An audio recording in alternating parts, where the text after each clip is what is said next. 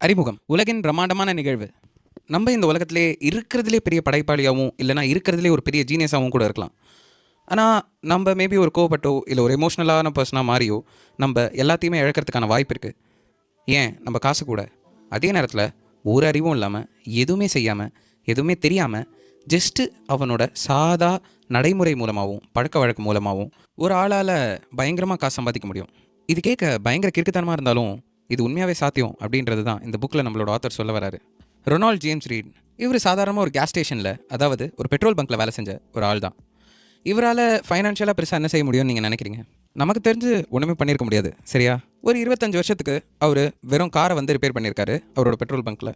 அது மட்டும் இல்லாமல் ஒரு 17 வருஷத்துக்கு ஜேசி பென்னி அப்படின்ற ஒரு பில்டிங்கில் ஃப்ளோர் ஸ்வீப்பராக இருந்திருக்காரு. அவர் 2014 92 வயசில் இறந்து போகிறாரு. ஆனால் இறந்து போன அந்த நேரத்தில் அவரோட பேர் இந்த உலகம் முழுசாக இன்டர்நேஷ்னல் ஹெட்லைன்ஸில் வருது. 2 மில்லியனுக்கு மேலே அமெரிக்கன்ஸ் 2014 இறந்து போகிறாங்க. அதில் 4000 பேருக்கு மட்டும்தான் $8 மில்லியன் மேலே சொத்து இருக்குது. அதில் ஒருத்தர் இந்த ரொனால்ட் ரீட். அது மட்டும் இல்லாமல் அவரோட பசங்களுக்கு $2 மில்லியன், ஹாஸ்பிட்டலுக்கும் லைப்ரரிக்கும் சேரிட்டியாக ஒரு $6 மில்லியன் கொடுத்துருக்காரு. ரீடை பற்றி தெரிஞ்சவங்க எல்லாருமே ரொம்பவே பயங்கரமாக ஆச்சரியப்பட்டாங்க, நம்மள மாதிரியே. இவருக்கு எப்படி இவ்வளோ காசு கிடச்சிது அப்படின்னு. அவர் எந்த விதமான லாட்ரியும் அடிக்கலை, அது தவிர அவருக்கு எந்த விதமான சுத்தம் கிடையாது. அவர் செஞ்சது ஒரே ஒரு சின்ன விஷயந்தான். கொஞ்சம் கொஞ்சமாக காசு சேர்த்து அந்த காசை ப்ளூ சிப் ஸ்டாக்ஸில் போட்டார். இது பல வருஷங்கள் வளர அவரோட சின்ன சேவிங்ஸ் $8 மில்லியன் அவருக்கு திருப்பி கிடச்சிது. அவ்வளோதான். ஒரு ஜானிட்டர்லேருந்து இறக்கும்போது ஒரு பெரிய ஃபிலாந்த்ராபிஸ்ட். ரொனால்ட் ரீட் இறந்த அதே நேரம் ரிச்சர்ட் அப்படின்ற ஒருத்தரோட பேரும் நம்மளோட நியூஸில் வருது. ரிச்சர்ட் ஃபஸ்கோன். அவர் யாருன்னு பார்த்தீங்கன்னா ஹார்வர்டில் MBA படித்த ஃபினான்ஸில் இருக்கிற one of the biggest businessman. 2000s ஃபஸ்கோன் அவரோட பெரிய வீட்டை இன்னும் எக்ஸ்பேண்ட் பண்ணுறதுக்காக கடன் வாங்கினார். ஆனால் நீங்கள் அந்த வீட்டை பார்த்தீங்கன்னா அந்த வீட்டில் already 2 elevators, 2 swimming pool, 7 garage, அது மட்டும் இல்லாமல் 11 பாத்ரூம்னு $90,000 மெயின்டெனன்ஸ்க்கு தேவைப்படுற ஒரு வீடை வச்சுருந்தார். அப்புறம் 2008 ஃபினான்ஷியல் கிரைசிஸ் வந்தது. வந்த உடனே ஃபஸ்கோனோட எல்லா சொத்துமே தூசியாக போச்சு. சொல்லப்போனால் ஜட்ஜு முன்னாடி எனக்கு இப்போதைக்கு இன்கம் கூட கையில் இல்லை, உங்களுக்கு ஃபைன் பே பண்ணக்கூட அப்படின்னு சொன்னார். ஃபஸ்கோனோட பீச் ஹவுஸாக இருந்தாலும் சரி, அவரோட மேன்ஷனாக இருந்தாலும் சரி, அவரோட சொந்த வீடாக இருந்தாலும் சரி, எல்லாத்தையுமே 75% அதோட ஒரிஜினல் வேல்யூலேருந்து கம்மியாக விற்கப்பட்டது. ரொனால்ட் ரீட் ரொம்ப பேஷண்ட்டாக இருந்தார். ஆனால் ரிச்சர்ட் ஃபஸ்கோன் ரொம்பவே பேராசையோடு இருந்தார். மற்ற இண்டஸ்ட்ரியை கம்பேர் பண்ணும்போது ஃபினான்ஸ் இண்டஸ்ட்ரியில் மட்டும் நம்பவே முடியாத வித்தியாசமான விஷயங்கள்லாம் நடக்குது. சொல்ல போனோன்னா நம்மளோட காலேஜ் டிகிரி, நம்மளோட ட்ரைனிங், நம்மளோட பேக்ரவுண்ட், ஏன் நம்மளோட எக்ஸ்பீரியன்ஸ் கூட எந்த விதத்துலையும் உதவி செய்யாதபடி ஒன்றுமே இல்லாத ஒருத்தன் இருக்கிறதுலே பெஸ்ட்டு ட்ரைனிங்கோட, பெஸ்ட்டு கனெக்ஷன்ஸோட, பெஸ்ட்டு எஜுகேஷனோட இருக்கிற ஒருத்தனை தோக்கடிக்க முடியும். இந்த மாதிரி கதைகள்லாம் பார்க்கும்போது 2 விஷயம் சரின்னு படுது. ஒன்று, நம்ம ஃபினான்ஸில் இருக்கும்போது நம்மளோட எஃபர்ட், இன்டெலிஜென்ஸை விட லக்கு ரொம்ப முக்கியமான விஷயமாக கூட தெரியலாம். ஆனால் அதை விட முக்கியமான இன்னொரு விஷயம் என்னென்னு பார்த்தீங்கன்னா, ஃபினான்ஸை பற்றி புரிஞ்சுக்கிறது அப்படின்றது ஒரு ஹார்ட் சயின்ஸ் கிடையாது. ஆனால் அது ஒரு சாஃப்ட் ஸ்கில். நம்மளோட பழக்க வழக்கத்தையும் நம்மளோட தினசரி முடிவுகளையும் ரொம்ப முக்கியமான விஷயமா நம்ம பார்க்க மாட்டேங்கிறோம். ஃபினான்ஸ் எந்த அளவுக்கு ஒரு மேக்ஸ் பேஸ் ஃபீல்டு அப்படின்னு நம்ம நினைக்கிறோமோ, எந்த அளவுக்கு அதில் ஃபார்முலாஸ் இருக்குது, எந்த அளவுக்கு நம்ம கணக்கு பண்ணணும்னு அசியூம் பண்ணுறோமோ, ஆனால் அதை விட நம்மளோட சாஃப்ட் ஸ்கில்ஸ் முக்கியம் அப்படின்றத நம்ம புரிஞ்சுக்கிறதும் இல்லை, அப்ரிஷியேட் பண்ணுறதும் இல்லை. இந்த உலகத்தில் ரொம்ப முக்கியமான 2 டாபிக், உனக்கு அது பிடிச்சிருக்கோ இல்லையோ ஆனால் கண்டிப்பாக தேவைப்படுற ஒரு 2 முக்கியமான டாபிக்ஸ் இருக்குது. அது என்னென்னு பார்த்தீங்கன்னா, ஒன்று ஹெல்த், இன்னொன்று மணி, அதாவது ஒன்று ஆரோக்கியம், இன்னொன்று காசு. தெரிஞ்சோ தெரியாமலோ ஆரோக்கியம் அப்படின்ற ஒரு விஷயம் இன்றைக்கி இருக்கிற இண்டஸ்ட்ரியில், இன்றைக்கி இருக்கிற விஞ்ஞான வளர்ச்சியில் மணிமுகுடம் சூட்டப்படுற ரொம்ப முக்கியமான விஷயமா இருக்குது. ஆனால் அதுவே நம்ம காசு பக்கம் வந்தேன்னா அந்த கதை வேறு மாதிரி போகும். ஆனால் காசு பற்றி நம்ம யோசிக்காமல் இருக்குமா அப்படின்றதெல்லாம் கிடையாது. தினசரி யோசிச்சுட்டு தான் இருக்கும். தினசரி அதுக்கேற்ற படிப்புகளும் வருது. MBAs வந்தாச்சு, ஃபினான்ஷியல் இன்ஜினியரிங் அப்படின்ற செக்டார் கூட வந்தாச்சு. ஆனால் அதெல்லாம் எல்லாருமே பணக்காரங்கள் ஆகிட்டாங்களா, இல்லைனா நம்ம பெரிய இன்வெஸ்டர் ஆகிட்டோமா? இல்லை, அந்த பதில் நமக்கு நல்லாவே தெரியும். அதே மாதிரி இந்த உலகத்தில் இருக்கிற எல்லா காசும் நம்ம கிட்டே இருந்தால் நம்ம சந்தோஷமாக இருப்போமா, இல்லைனா எந்த காசுமே இல்லைனாலும் நம்ம சந்தோஷமாக இருப்போமா? இது எல்லாமே உண்மையா அப்படின்றத பற்றி நம்ம என்னைக்காவது நினச்சிருக்கோமா? இதை பற்றி நம்ம 1000 தடவை பேசினாலும், என்னதான் நம்ம வாய்வாக்கில் சொன்னாலும் அதுக்கு தேவையான கம்பெலிங் எவிடன்ஸ் நம்ம கண் முன்னாடி இருக்கிறதே கிடையாது. இது காரணம் என்னன்னு பார்த்தீங்கன்னா, காசு அப்படின்ற விஷயத்த ஒரு ஃபிசிக்ஸ் ரூல்ஸ் அண்ட் ரெகுலேஷன்ஸ் வச்ச ஒரு சப்ஜெக்ட் மாதிரி ட்ரீட் பண்ணிக்கிட்டு இருக்கோம். ஆனால் காசுன்றது ஒரு சைக்காலஜி பேஸ்டான சப்ஜெக்ட். அதாவது நம்மளோட உணர்வுகளையும் நம்மளோட முடிவுகளையும் சார்ந்திருக்கிற ஒரு படிப்பு. விஞ்ஞானம் அப்படின்றது ஒரு நேரடியான விஷயம். ஒன்று ஓடுதுன்னா ஓடுது, நடக்குதுன்னா நடக்குது, அதுக்கு தேவையான விஷயங்கள் அங்கே இருக்குது. ஆனால் அதே நேரத்தில் காசுன்னு பார்த்தீங்கன்னா அது அப்படி கிடையாது. அது நம்ம ஒவ்வொருத்தரோட பழக்கத்தை சம்மந்தப்பட்டு வித்தியாசமாக மாறுற ஒரு விஷயமா இருக்குது. History never repeats it self, man always டஸ். வரலாறு அப்படிங்கிறது திருப்பியாக நடக்கிற ஒரு விஷயம் இல்லை, மனுஷன் தான் நடந்துக்கிறான். ஆனால் இதெல்லாம் எப்படி நம்ம புரிஞ்சுக்கிறது? இதை புரிஞ்சுக்கிறதுக்கு தான் நம்மளோட ஆத்தர் நமக்கு 20 கோட்பாடுகள் தராரு. அந்த 20 கோட்பாடுகள் என்னென்னு நம்ம புக்கில் பார்ப்போம். கோட்பாடு 1, எவரும் அறிவாளி அல்லர். காசு கூட இருக்கிற உன்னோட அனுபவம் 0.00000001% தான் இந்த உலகத்தில் நடந்திருக்கும். ஆனால் நீ யோசிக்கிறது இந்த உலகத்தோட 80% வேலை செய்யலாம். இந்த உலகத்தில் ரொம்ப முக்கியமான ஒரு பிரச்சனை இருக்குது. அந்த பிரச்சனையை பற்றி நமக்கு தெரிஞ்சால் நம்ம எப்படி காசு செலவு பண்ணுறோம் அப்படின்றத பற்றி நினச்சி நீங்கள் கொஞ்சம் சந்தோஷப்படுவீங்க. அது மட்டும் இல்லாமல் மற்றவங்க எப்படி செலவு பண்ணுறாங்க அப்படின்றத நீங்கள் ஜட்ஜ் பண்ண மாட்டீங்க. மக்கள் பல பேர் காசை வச்சு பயங்கர முட்டாள்தனமான விஷயம்லாம் பண்ணுறதும் உண்டு. ஆனால் இதுக்காக எல்லாருமே முட்டாள்லாம் கிடையாது. இது ஏன்னா ஒவ்வொருத்தரும் ஒவ்வொரு இடத்துலேருந்து, ஒவ்வொரு சமூகத்துலேருந்து, ஒவ்வொரு தலைமுறையிலேருந்து, வித்தியாசமான இடங்கள்லேருந்து வராங்க. அவங்களோட தலைவர்கள் வேறு, அவங்களோட நாணயங்கள் வேறு, ஏன் அவங்களோட வேலைகள் கூட வேறு. இது மட்டும் இல்லாமல் நம்ம அத்தனை பேரோட தேவையும் வேறு. இதனாலே அவங்களோட அனுபவங்கள் வேறையாக இருக்குது. இந்த அனுபவங்கள்னால காசோட புரிதல் ஒரு மனுஷன் கிட்டேருந்து இன்னொரு மனுஷனுக்கு பயங்கரமாக வேறுபட்டிருக்கு. ஸோ ஒரு பணக்கார வீட்டு பையனால் ஒரு ஏழை பையனோட வாழ்க்கையில் பணம் அப்படின்றத பற்றி எப்படி யோசிக்கிறான்றத நினச்சி கூட பார்க்க முடியாது. இந்த மாதிரி அனுபவங்களுக்கெல்லாம் முடிவே கிடையாது. ஸோ இதிலேருந்து எனக்கு என்ன காசை பற்றி தெரியுமோ அது உனக்கு தெரியாமல் இருக்கலாம். அதே மாதிரி உனக்கு என்ன தெரியுமோ எனக்கு தெரியாமல் இருக்கலாம்.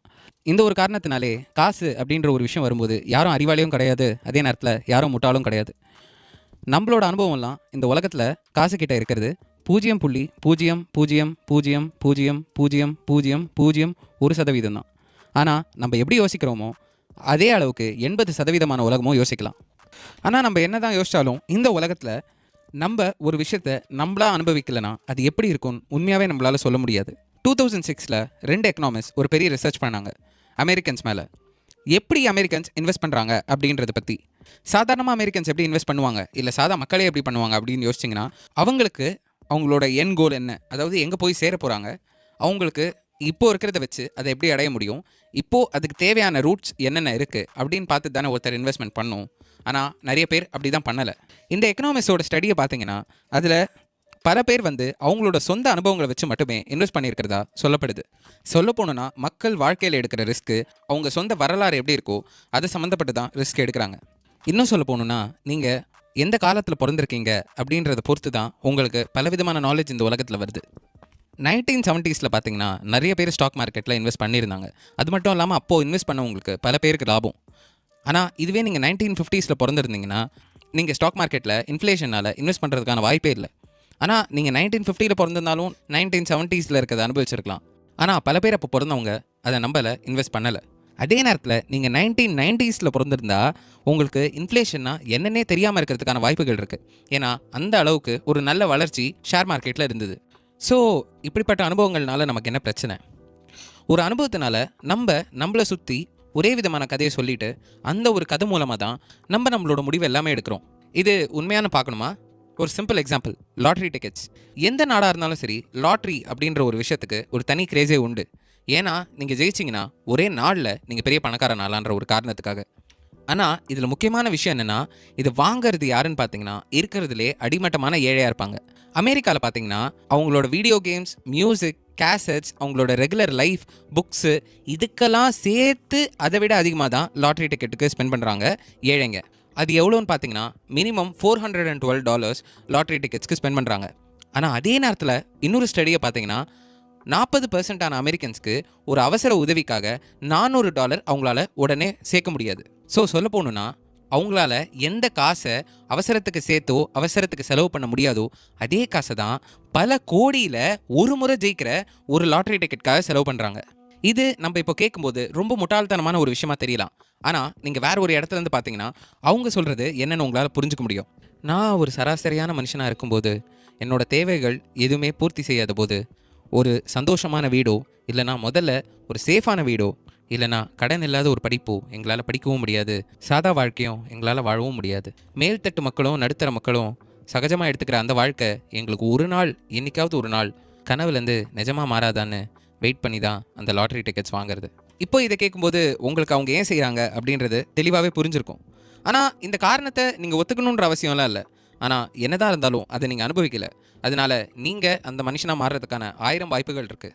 இந்த ஒரு காரணத்தினாலே நான் எடுக்கிற ஏதாவது ஒரு முடிவு உனக்கு பார்க்க எவ்வளோ முட்டாள்தனமாக தெரிஞ்சாலும் அது எனக்கு ஒரு சாதா விஷயமாக தெரியலாம்.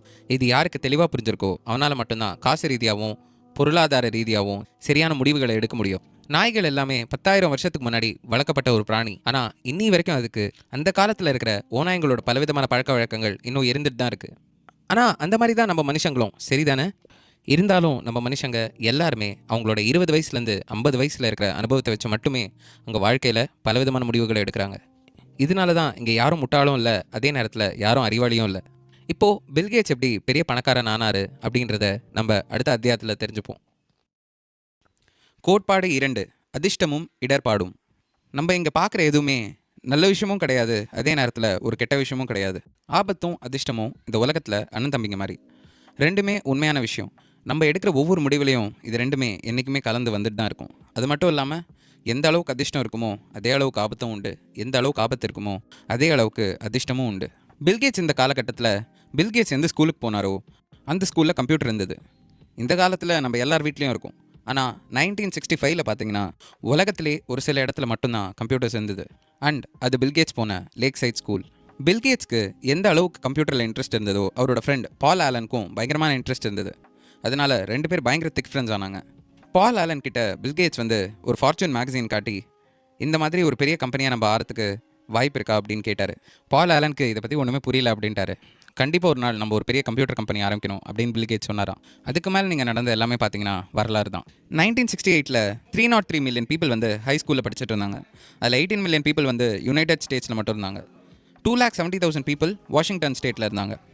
அதில் வெறும் 1 lakh பீப்புள் தான் சியாட்டல் ஏரியாவில் இருந்தாங்க. அண்ட் அதுலேயும் 300 பேர் தான் லேக் சைட் வியூவில் படிச்சுட்டு இருந்தாங்க. அந்த 300 பேரில் எல்லாருக்குமே கம்ப்யூட்டர் மேலே இன்ட்ரெஸ்ட் வரல. அந்த கம்ப்யூட்டர் மேலே இன்ட்ரெஸ்ட் வந்தும் அந்த கம்ப்யூட்டர் வாங்குகிற அளவுக்கு திருப்பியும் தகுதி இருக்கான்னு கேட்டால் அது நம்ம பில்கேட்ஸ்க்கு இருந்துச்சு. லக்கீலி பில்கேட்ஸே அவரோட ஒரு இன்டர்வியூவில் சொல்லியிருந்தார், லேக் சைட் வியூ அப்படின்ற ஒரு இடம் இல்லைனா இங்கே மைக்ரோசாஃப்ட் என்ற ஒரு கம்பெனி இல்லை அப்படின்னு. ஸோ இதை வச்சு சரியாக பார்த்தீங்கன்னா பில்கேட்ஸோட ஆரம்பம் பல கோடியில் ஒரு ஆரம்பமாக இருந்தது. இப்போது ஆனால் அதே நேரத்தில் இருந்த இன்னொரு ஒரு ஆள் பற்றியான கதையும் பார்ப்போம். ரொம்ப தூரம்லாம் இல்லை. பில்கேட்ஸோட இன்னொரு ஃப்ரெண்ட் கென்ட் எவன்ஸ். கென்ட் எவன்ஸ் பில்கேட்ஸ் கூட படித்த ஒரு பெஸ்ட் ஃப்ரெண்ட். அவர் பால் ஆலனும் பில்கேட்ஸையும் விட ரொம்பவே ஆம்பிஷியஸாக இருந்த ஒரு பர்சன். அவர் அடிக்கடி பில்கேட்ஸ் கிட்ட நம்ம ஒரு சிஇஓ ஆகுமா, நம்ம ஒரு பெரிய ஆள் ஆகுமா, பெரிய கம்பெனி நடத்துவோமா, எப்போ இதெல்லாம் பண்ண போகிறோம் அப்படின்னு கேட்டுகிட்டே இருப்பாருன்னு பில்கேட்ஸ் இன்டர்வியூ கொடுத்தாரு. பில்கேட்ஸே சொன்னார், இத்தனை நாளைக்கு நாங்கள் சேர்ந்து வேலை செஞ்சுருந்தோன்னா கென்ட் எங்கள் கூட சேர்ந்து படிச்சிருப்பார். அது மட்டும் இல்லாமல் கென்ட் இத்தனை நாளைக்கு ஒன் ஆஃப் த ஃபவுண்டிங் பார்ட்னர்ஸாக மைக்ரோசாஃப்ட்டில் இருந்திருப்பார். ஆனால் கென்ட் அவரோட ஸ்கூல் முடிக்கிறதுக்கு முன்னாடி ஒரு ஆக்சிடெண்ட்டில் இறந்து போகிறாரு. இந்த வாழ்க்கையில் நம்ம ஒரு தப்பான முடிவினால தான் ஒரு தப்பான இடத்துல அடையிறோம், இல்லை தோற்று போகிறோம் அப்படின்னு நம்ம நினச்சிட்ருக்கோம் அப்படின்னு நம்மளே ஜட்ஜ் பண்ணிக்கிறோம். ஆனால் உண்மையை பார்த்தீங்கன்னா நம்ம வாழ்க்கையில் எவ்வளோ மோசமான ஒரு முடிவு எடுத்திருந்தாலும் அது நமக்கு அதிர்ஷ்டமாக மாறுமான்னு நம்மளால் சொல்லவே முடியாது. இதே விஷயந்தான் நம்ம வாழ்க்கையில் மட்டும் இல்லை, நம்ம காசு வச்சும் பயன்படுத்துகிறோம். எது வேலை செய்யும், எது வேலை செய்யாது, இவன் சரியான முடிவு எடுத்திருக்கானா, அவன் சரியான முடிவு எடுத்திருக்கானா, இந்த நேரம் சரியா இல்லை இந்த காலம் சரியா, இப்படி நமக்குள்ளே 1008 கேள்வி இருக்கே தவிர அந்த கேள்வியோட பதில் மட்டும் நமக்கு தேவைப்பட்ட எல்லாமே கொடுத்துறாது அப்படின்றத நம்ம புரிஞ்சுக்கிறது கிடையாது. மனுஷனுக்கு எப்போவுமே ஒரு விஷயம் ஈஸியாக புரிஞ்சுக்கணும்னு எதிர்பார்ப்பான். ஆனால் அந்த விஷயத்தில் இருக்கிற நுணுக்கம் புரிஞ்சுக்கணுன்றதை எதிர்பார்க்கறது கிடையாது. அப்படி ஒரு நுணுக்கமான விஷயன்றது தான் காசு. யாஹூ ஃபேஸ்புக்கை வாங்க வந்தபோது மார்க் ஜக்கர்பர்க் அதை வேணான்னு சொன்னது நிறைய பேர் ஒரு பெரிய ஸ்டெப்பாக நினச்சாங்க. அதே நேரத்தில் யாஹூ மைக்ரோசாஃப்டோட ஆஃபரை வேணான்னு சொல்லும்போது யாருமே அப்ரிஷியேட் பண்ணல, எல்லாருமே அதை ஒரு தப்பான முடிவுன்னு நினச்சாங்க. ஆனால் உண்மையை சொல்ல போகணுன்னா நம்மளால் ஒரு முடிவை எப்படி அது சரி இல்லை தப்புன்னு அது நடக்காமல் நம்மளாலே சொல்ல முடியும். இங்கே கஸ்டமர் தான் எப்போவுமே கிங், அவங்க தான் எப்போவுமே சரி அப்படின்னு சொல்கிறதும், கஸ்டமருக்கு என்ன தேவைன்னு அவங்களுக்கே தெரில அப்படின்னு சொல்கிறதும் இங்கே பிஸ்னஸ் வேர்ல்டில் தினசரி நடந்துட்டு தான் இருக்குது. ஸோ இங்கே அதிர்ஷ்டத்துக்கும் ஆபத்துக்கும் வெறும் ஒரு ரொம்ப மெல்லிசான கோடு தான் இருக்குது. அப்போது நம்ம வாழ்க்கையில் நம்ம சரியான பாதையில் தான் போகிறோன்னு எப்படி தெரிஞ்சுக்கிறது அப்படின்னு நினச்சிங்கன்னா அதுக்கு ஒரு 2 வழி இருக்குது. நம்ம வாழ்க்கையில் 2 விஷயங்களை பார்க்கும்போது ஜாக்கிரதையாக இருக்கணும். நம்ம யார் பெரிய ஆளுன்னு நினைக்கிறோமோ, யாரை ரொம்ப விரும்புகிறோமோ, அதே நேரத்தில் நம்ம யாரை ரொம்ப தாழ்த்தி பார்க்குறோமோ அண்ட் யார் மாதிரி ஆகக்கூடாதுன்னு நினைக்கிறோமோ, இன்னும் சரியாக சொல்ல போகணுன்னா நம்ம எப்படி யோசிக்கிறோமோ, நம்ம எப்படி உழைக்கிறோமோ அதுதான் நம்ம வாழ்க்கையில் நடக்கிற எல்லாத்துக்கும் 100% காரணம்னு நினச்சிடவே கூடாது. 2வது விஷயம் என்னென்னு பார்த்தீங்கன்னா, எப்போவுமே நம்ம ஒரு விஷயம் கற்றுக்கும் போதோ இல்லை ஒரு விஷயம் படிக்கும்போதோ அது ஒரு ஆள் அவனோட வாழ்க்கையை மட்டும் சார்ந்தோ இல்லைனா அவனுக்கு நடந்ததை சார்ந்தோ மட்டும் நம்ம படிக்கவே கூடாது. ஏன்னா இங்கே ஒவ்வொருத்தரோட வாழ்க்கையும் அதிர்ஷ்டத்துக்கும் ஆபத்துக்கும் நடுவில் ரொம்பவே பின்னப்பட்ட ஒரு வாழ்க்கை. ஸோ நம்ம எதை பார்த்தாலும் எதை படித்தாலும் அது எந்த விதமான வடிவமைப்பில் போகுது அப்படின்றத புரிஞ்சுக்கணும். பில்கேட்ஸ் ஒருத்தர் சொன்னார், சக்ஸஸ் அப்படின்ற இருக்கிற ஒரு விஷயம் ரொம்ப ஒரு ஆபத்தான ஒரு வாதியார். அது எப்போவுமே நம்ம தோக்கவே மாட்டோம் அப்படின்ற ஒரு மனபோதையில் நம்மளை உட்கார வச்சிரும். ஆனால் நம்மளோட தோல்வியும் அப்படி தான். நம்ம எப்போவுமே எடுக்கிற பலவிதமான முடிவு தவறுன்னு நம்மளை நினைக்கவும் வச்சிரும். ஆனால் அது நம்மளால் சொல்லவே முடியாது. 20 தவறான முடிவுகள் தான் நம்ம வாழ்க்கையில் ஒரு பெரிய முடிவை கொண்டு வரலாம். நம்ம எவ்வளோ தான் தோற்று போனாலும் நமக்கு தேவையான விஷயங்கள் நம்ம வாழ்க்கையில் நடக்கிற வரைக்கும் இங்கே எதுவுமே தப்பு இல்லை.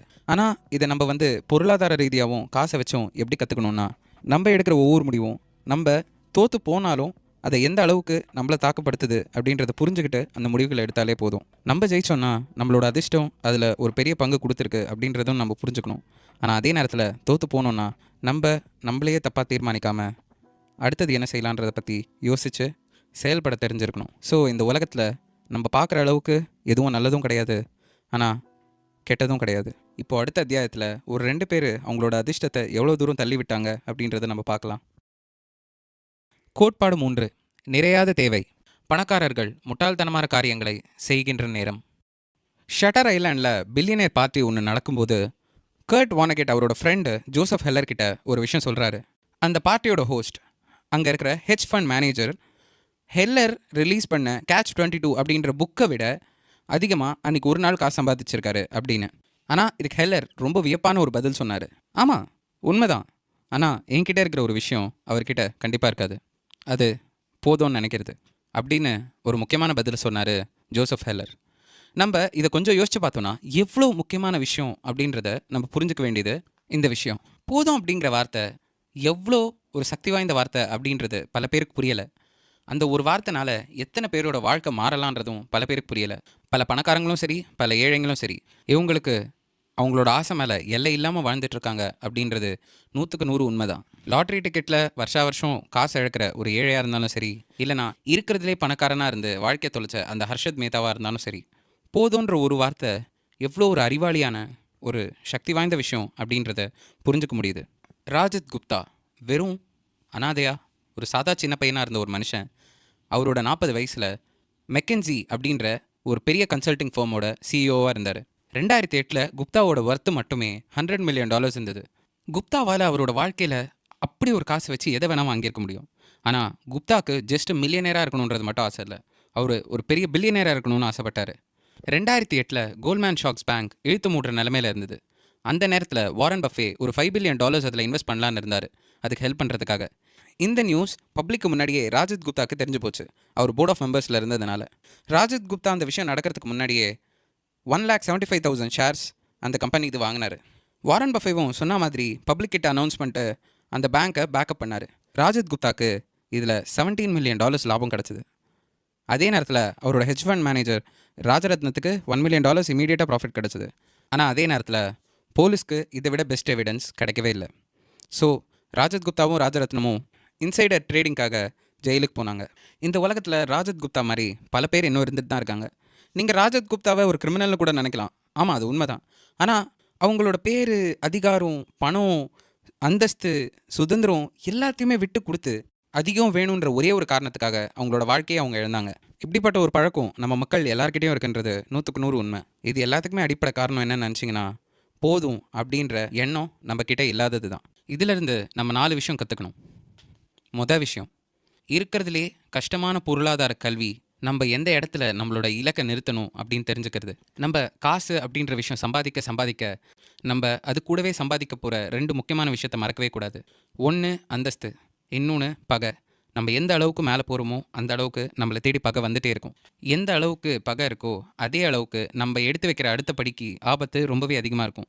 அதனால நமக்கு எப்போ நிறுத்தணும் அப்படின்றது தெரிலனா நம்ம 2 அடி முன்னாடி போனால் கூட அடுத்த 2 அடியை பார்த்து நம்ம பின்னாடி இருக்கோம் தான் நினச்சிப்போம். ஆனால் கடைசியில் நம்ம எதுக்காக இது எல்லாமே பண்ணோமோ அது இழக்கிறதுக்கான சூழ்நிலையும் வர்றதுக்கான வாய்ப்புகள் இருக்குது. 2வது விஷயம், இந்த சமூகத்தோடு நம்ம கம்பேர் பண்ணிக்கிறது. ஒரு சாதா இந்தியன் கிரிக்கெட் டீமில் இருக்கிற ஒரு கிரிக்கெட் பிளேயருக்கு இருக்கிற சம்பளம் சாதாரணமாக ஒரு மனுஷனுக்கு பணக்காரன் சொல்லிக்கிற அளவுக்கும் ஒரு நல்ல வாழ்க்கை வாழறதுக்கு போதுமான சம்பளம் தான். ஆனால் அதே சம்பளத்தை நம்மளோட கேப்டன் MS டோனியோட சம்பளத்தை கம்பேர் பண்ணிங்கன்னா அவருக்கு முன்னாடி அவன் ஏழையாக தான் தெரிவான். ஆனால் அதே நேரத்தில் அமெரிக்காவில் இருக்கிற ஒரு ஹெட்ஜ் ஃபண்ட் மேனேஜர் நம்ம கேப்டனை விட 5 மடங்கு அவரோட சம்பளத்தை வருஷத்துக்கு காட்டி ஆகணும். ஆனால் அவருக்கு மேலே அம்பானிக்கு மேலே எலான் மஸ்க் அப்படின்னு நம்ம ஒவ்வொன்றா அடிக்கிட்டே போகலாம். ஸோ இப்படி தான் பல பேரோட வாழ்க்கை இருக்குது. நமக்கு என்ன தேவை, நமக்கு என்ன பிடிக்கும் அப்படின்றத விட்டுட்டு இன்னொருத்தர் நமக்கு மேலே எங்கே இருக்காங்க, நம்ம கீழே எங்கே இருக்காங்கன்றதை பார்க்குறதே இந்த சமூகத்தோட பெரிய பிரச்சனையாக இருக்குது. அது ஒவ்வொரு மனுஷனுக்குள்ளேயும் ஆணித்தனமாக இறங்கியிருக்கு. 3வது விஷயம், போதும் அப்படிங்கிறது ரொம்ப கம்மியாக வச்சுருக்கணும் அப்படின்ற அர்த்தம் கிடையாது. நம்ம வாழ்க்கையில் பயந்து போய் எந்த விதமான படியுமே எடுத்து வைக்காமல் இருந்தோன்னா அது வளர்ச்சிக்கு போகாத ஒரு பாதையாக மாறிடும். போதும் அப்படின்னு புரிஞ்சுக்கிறது இதுக்கு மொத்தமாக எதிர்மாறானது. போதும் அப்படிங்கிறது உனக்கு பசி இருக்கிற வரைக்கும் தீர்ற வரைக்கும் சாப்பிட்றது. அதை தாண்டி நீ சாப்பிட்டுட்டே இருந்து உன் வயிறு கெடுத்துக்கிறது இல்லை. அப்படி உன் வயிறு கெட்டு போனால் கூட உன்னோட சாப்பாடு உன் வயிறை விட்டு வெளில வந்துடும். ஆனால் காசு உலகத்தில் அது சாத்தியம் கிடையாது. ஒரு இடத்துல நீ உடஞ்சு போயாகணும், இல்லைனா முடிஞ்சு போயாகணும். 4வது விஷயம், ஒரு சில விஷயங்கள் உனக்கு எவ்வளோ பெரிய லாபம் தந்தாலும் அது ஆபத்தான முடிவு எடுக்கிறதுக்கு தகுதி இல்லாத ஒரு விஷயம். ராஜத் குப்தா அவர் ஜெயிலை விட்டு வந்த உடனே நியூயார்க் டைம்ஸ்க்கு ஒரு இன்டர்வியூ கொடுத்தாரு. இந்த உலகத்தில் எதையுமே நம்ம கூட வச்சுக்கூடாது, நம்மளோட அந்தஸ்து, நம்ம எதை சாதிச்சிருக்கோம், எதுவுமே அப்படின்னு சொன்னார் ராஜத் குப்தா. இப்போ நான் யோசிச்சு பார்க்குறேன், உண்மையாகவே அது ஒரு பெரிய விஷயமா? இப்போது அந்த அந்தஸ்து இருக்கிறதுனால தான் அதை ஒரு தவறான விதத்தில் நான் இழந்தேன். அது என் மனசுக்குள்ளே வச்சுருந்ததுனால தானே இவ்வளோ பெரிய பிரச்சனை எனக்கு. ராஜத் குப்தா இது ரொம்ப ஒரு கஷ்டமான பாடத்தோடு கற்றுக்கிட்டாரு வாழ்க்கையில். நம்ம வாழ்க்கையில் என்ன நினச்சாலும் கிடைக்காத ஒரு சில விஷயங்கள்லாம் நம்மக்கிட்ட இருக்குது. அதை இழக்கிற அளவுக்கு இந்த வாழ்க்கையில் எதுவுமே முக்கியம் இல்லை. நம்மளோட மரியாதை, நம்மளோட சுதந்திரம், நம்மளோட குடும்பம், நம்மளோட நண்பர்கள், நம்ம யாரை விரும்புகிறோமோ அவங்க நம்மளை திருப்பியும் விரும்புறது, இது எல்லாத்தையும் விட நம்மளோட சந்தோஷம், இது அத்தனையுமே நம்ம வாழ்க்கையில் சொல்ல முடியாத அளவுக்கு முக்கியமான விஷயங்கள். இதெல்லாம் இழக்கிற அளவுக்கு நம்ம ஒரு விஷயம் பண்ண போகிறோம் அப்படின்னா அந்த இடம் கண்டிப்பாக நம்ம போதும்னு நினச்சி நிறுத்த வேண்டிய இடம். ஆனால் போதுன்ற ஒரு ஆயுதத்தை நம்ம வளர்க்க ரொம்ப பெருசாக நமக்கு எதுவுமே தேவையில்லை. அதை எப்படி பண்ணுறது அப்படின்றத அடுத்த அத்தியாயத்தில் பார்ப்போம். கோட்பாடு 4, குழப்பமான கூட்டல்.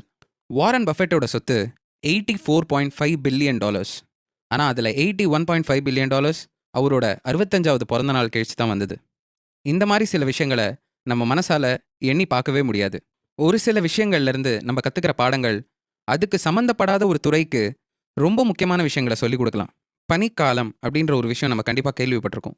அந்த பனிக்காலம் எப்படி உருவாகுது அப்படின்னு நம்மளோட விஞ்ஞானிகள் பல வருஷம் படித்தாலும் 19வது நூற்றாண்டில் தான் பூமி பல தடவை முழுசாக பனினால் மூடப்பட்டிருக்கு அப்படின்றத நம்பினாங்க. அந்த 19வது நூற்றாண்டில் மிலுட்டன் மிலான்கோவிக் அப்படின்ற ஒரு செர்பியன் விஞ்ஞானி இந்த பூமியோட 2 துருவங்களோட குளிர்னால தான் இங்கே பனிக்காலம் உருவாகுது அப்படின்னு நம்பினார். ஆனால் இந்த இடத்துல தான் விளாடிமிர் கோப்பென் அப்படின்ற ஒரு ரஷ்யன் விஞ்ஞானி அவரோட கூர்ந்த படிப்புனால ஒரு விஷயம் கண்டுபிடிச்சாரு. பூமிக்கும் நிலாவுக்கும் நடுவில் இருக்கிற புவியீர்ப்பு சக்தினால பூமியோட 2 துருவங்களில் இருக்கிற சூரியனோட கதிர்வீச்சு கொஞ்சம் கம்மியாகலாம், இல்லைன்னா அதிகமாகலாம். ஆனால் அது மட்டுமே இங்கே காரணம் இல்லை. இது அத்தனையுமே மாத்திர விஷயம் எதுன்னு பார்த்தீங்கன்னா, ரொம்ப சூடாக இல்லாத வெப்ப காலமும் ரொம்ப குளிராக இல்லாத குளிர்காலங்களும் தான். ஒரு வெப்ப காலத்தில் சரியான அளவுக்கு வெப்பம் வராதனால அங்கே இருக்கிற பனி உருக மாட்டேங்குது. இந்த உருகாத பனி அப்போ குளிர்காலம் வரும்போது இன்னும் அடுக்கி நிறைய பனி உருவாக்குது. இந்த நிறைய பனி உருவாக திருப்பியும் அடுத்த வெப்ப காலத்தில் அந்த அளவுக்கு பனி உருகிறது இல்லை. இந்த சுழற்சியினால தான் கொஞ்சம் கொஞ்சமாக பனி அதிகமாக சேர்ந்து பூமி பூரா பனிக்கால பிரதேசமாக மாறுறது. ஆனால் இந்த சுழற்சி எப்படி இந்த மாதிரி நடந்ததோ இதுக்கு எதிர் வழியாகவும் நடக்கும். அப்படி தான் பூமி சாதா நிலைக்கு திரும்பி வர்றது. ஸோ நம்ம எதிர்பார்க்காத எப்படி இப்படி சின்ன சின்ன விஷயங்கள் அவ்வளோ பெரிய ஒரு சுழற்சி உருவாக்குதோ, அதே மாதிரி தான் நம்ம வாழ்க்கையிலையும் சின்ன சின்ன விஷயங்கள் பயங்கரமான மாற்றத்தை உருவாக்கும். அதுவும் இது காசை பொறுத்த வரைக்கும் ரொம்பவே உண்மையான விஷயம். இந்த உலகத்தில் 2000 புத்தகம் எழுதியிருக்காங்க வாரன் பஃபெட் எப்படி ஒரு நல்ல இன்வெஸ்டராக இருந்திருக்காருன்னு.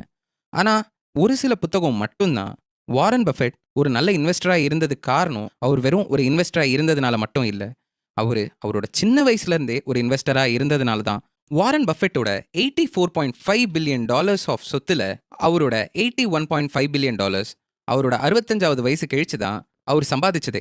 வாரன் பஃபெட் இன்வெஸ்ட் பண்ண ஆரம்பிச்சது அவரோட 10 வயசுலேருந்து. அவர் 60 வயசில் ரிட்டையர் ஆயிருந்தாருன்னா அவரோட இன்னைக்கு நெட்வொர்க் பார்த்தீங்கன்னா $11.9 மில்லியன் தான். இது 99.9% இப்போ இருக்கிற அவரோட சொத்தை விட கம்மியானது.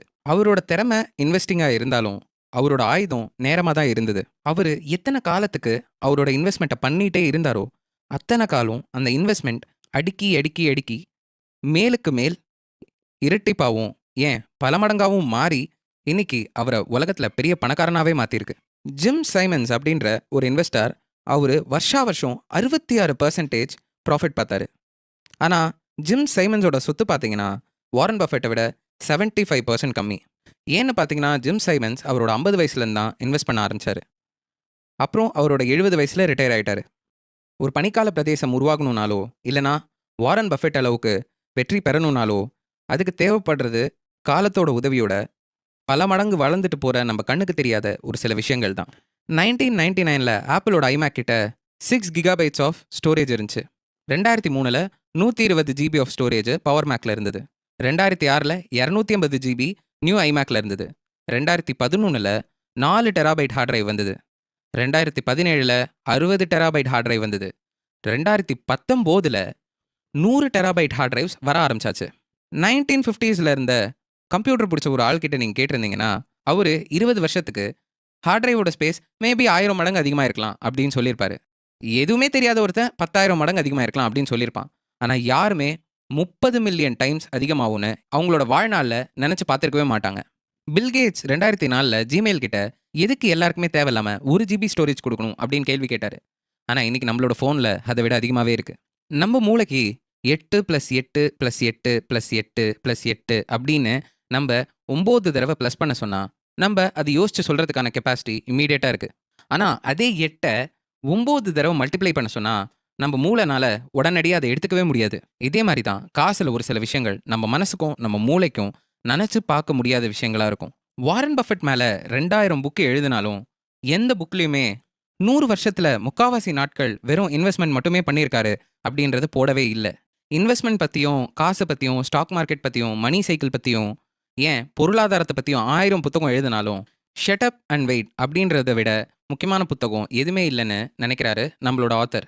ஒரு காசை நல்லா இன்வெஸ்ட் பண்ணுறது அப்படிங்கிறது இருக்கிறதுலே அதிகமான லாபத்தை பெறுறது இல்லை. ஆனால் அந்த லாபம் எவ்வளவு நாளுக்கு இருந்து அந்த மாதிரி ஒரு லாபத்தை திருப்பியும் பண்ணவே முடியாது அப்படிங்கிறது செய்யறது தான். ஒரு விஷயத்தை நம்ம திருப்பி திருப்பி திருப்பி பண்ண அது ஒரு காலகட்டத்தில் பல மடங்காக மாறும் அப்படின்றத புரிஞ்சுக்கிறது. ஆனால் இதுக்கு எதிர்மாறான ஒரு முக்கியமான விஷயமும் இருக்குது. நம்மளால் கட்டுப்படுத்த முடியாத அளவுக்கு கையில் கிடைக்கிற லாபம் என்றைக்குமே ஒரு சோகமான கதையாக தான் முடியும். அதை அடுத்த அத்தியாயத்தில் பார்ப்போம். கோட்பாடு 5, வளமடைதலும் வளமாய் இருத்தலும். ஒரு நல்ல இன்வெஸ்ட்மெண்ட் அப்படிங்கிறது நீங்கள் எப்போவுமே சரியான முடிவுகளை எடுக்கிறது இல்லை, ஆனால் அடி வாங்காமல் எப்படி இருக்கும்ன்றது தெரிஞ்சுக்கிறது தான். 1877ல் ஜெஸ் லிவர்மோர் அப்படின்ற ஒரு ஸ்டாக் மார்க்கெட் ட்ரேடர் இருந்தார். 1929ல் எக்கனாமிக் கிராஷ் நடக்கும்போது எல்லாருமே சூசைட் பண்ணிட்டு இருந்தாங்க. ஜெஸ்ஸோட பொண்டாட்டியும் அம்மாவும் பயத்தோடே வீட்டில் காத்துட்டு இருந்தாங்க. ஆனால் அந்த வாரம் உலகத்திலே ஒரு பெரிய கிராஷ் நடக்கும்போது ஜெஸ் $3 பில்லியன் அந்த ஸ்டாக் மார்க்கெட் கிராஷ்லேருந்து சம்பாதிச்சார்.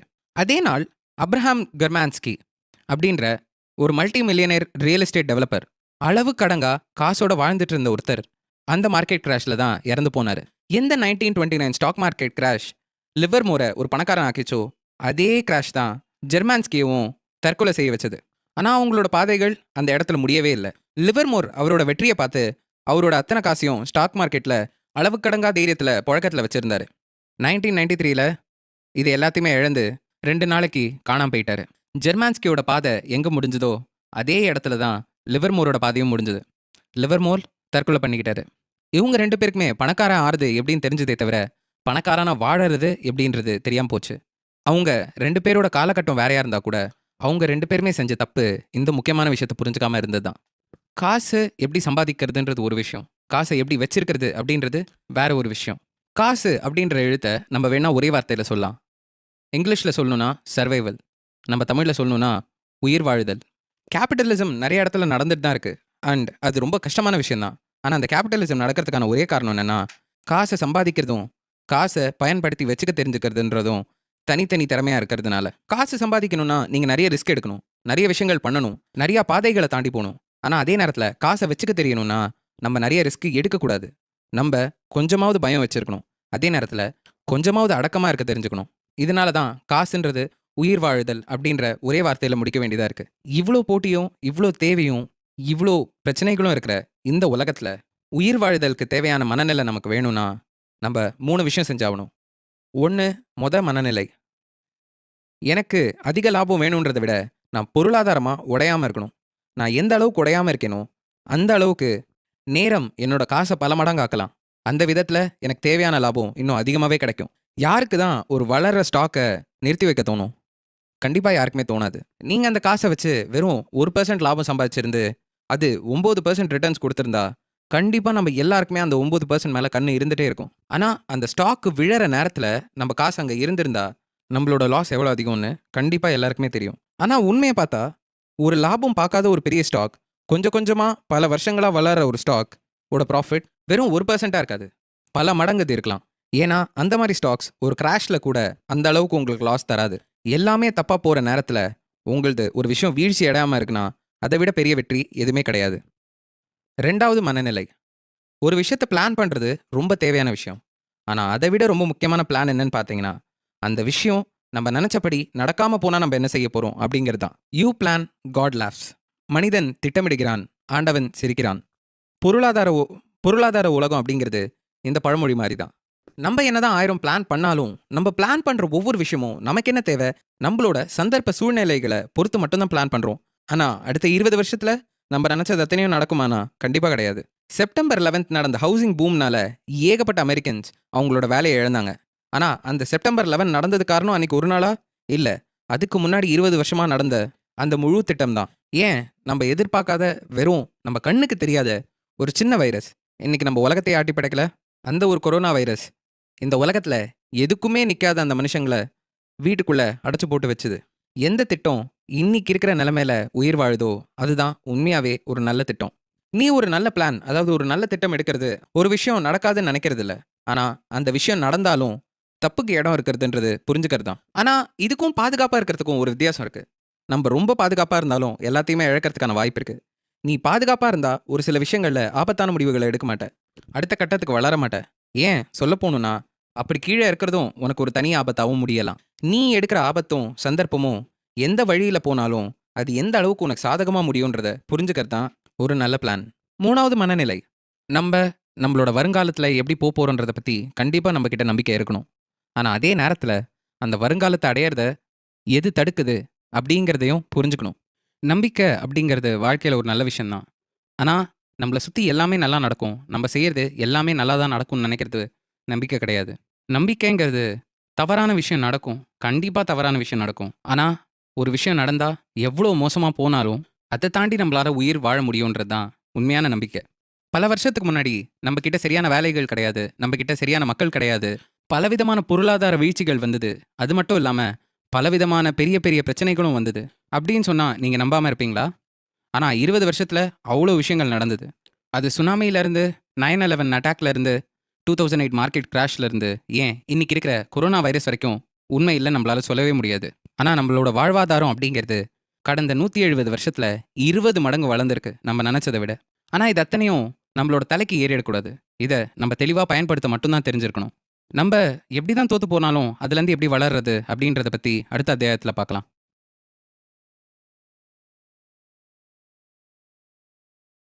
கோட்பாடு 6. பூ விழுந்தாலும் உனக்கு வெற்றி. நீ பாதி நேரம் தப்பா இருந்தும் உன்னால நினைக்க முடியாத அளவுக்கு சம்பாதிக்க முடியும். ஹெய்ன்ஸ் பெர்க்ரன் ஃப்ளெட் நாசி ஜெர்மனியில் 1936 இருந்த ஒரு ஆள். அவர் இன்னி வரைக்கும் உலகத்தில் தெரிஞ்ச one of the biggest art dealers. பெர்க்ரன் 2000s அவர்கிட்ட இருந்த ஆர்ட் கலெக்ஷன் விற்றதில் வந்த லாபம் மட்டுமே 100 மில்லியன் யூரோஸ் கவர்மெண்ட்டுக்கு. இன்னும் சொல்ல போகணுன்னா, கவர்மெண்ட்டு அவ்வளோ காசு கொடுக்கறத விட அதை டொனேஷன் நினச்சாங்க. அந்த அளவுக்கு ரேர் பீஸான ஆர்ட் அவர்கிட்ட இருந்தது.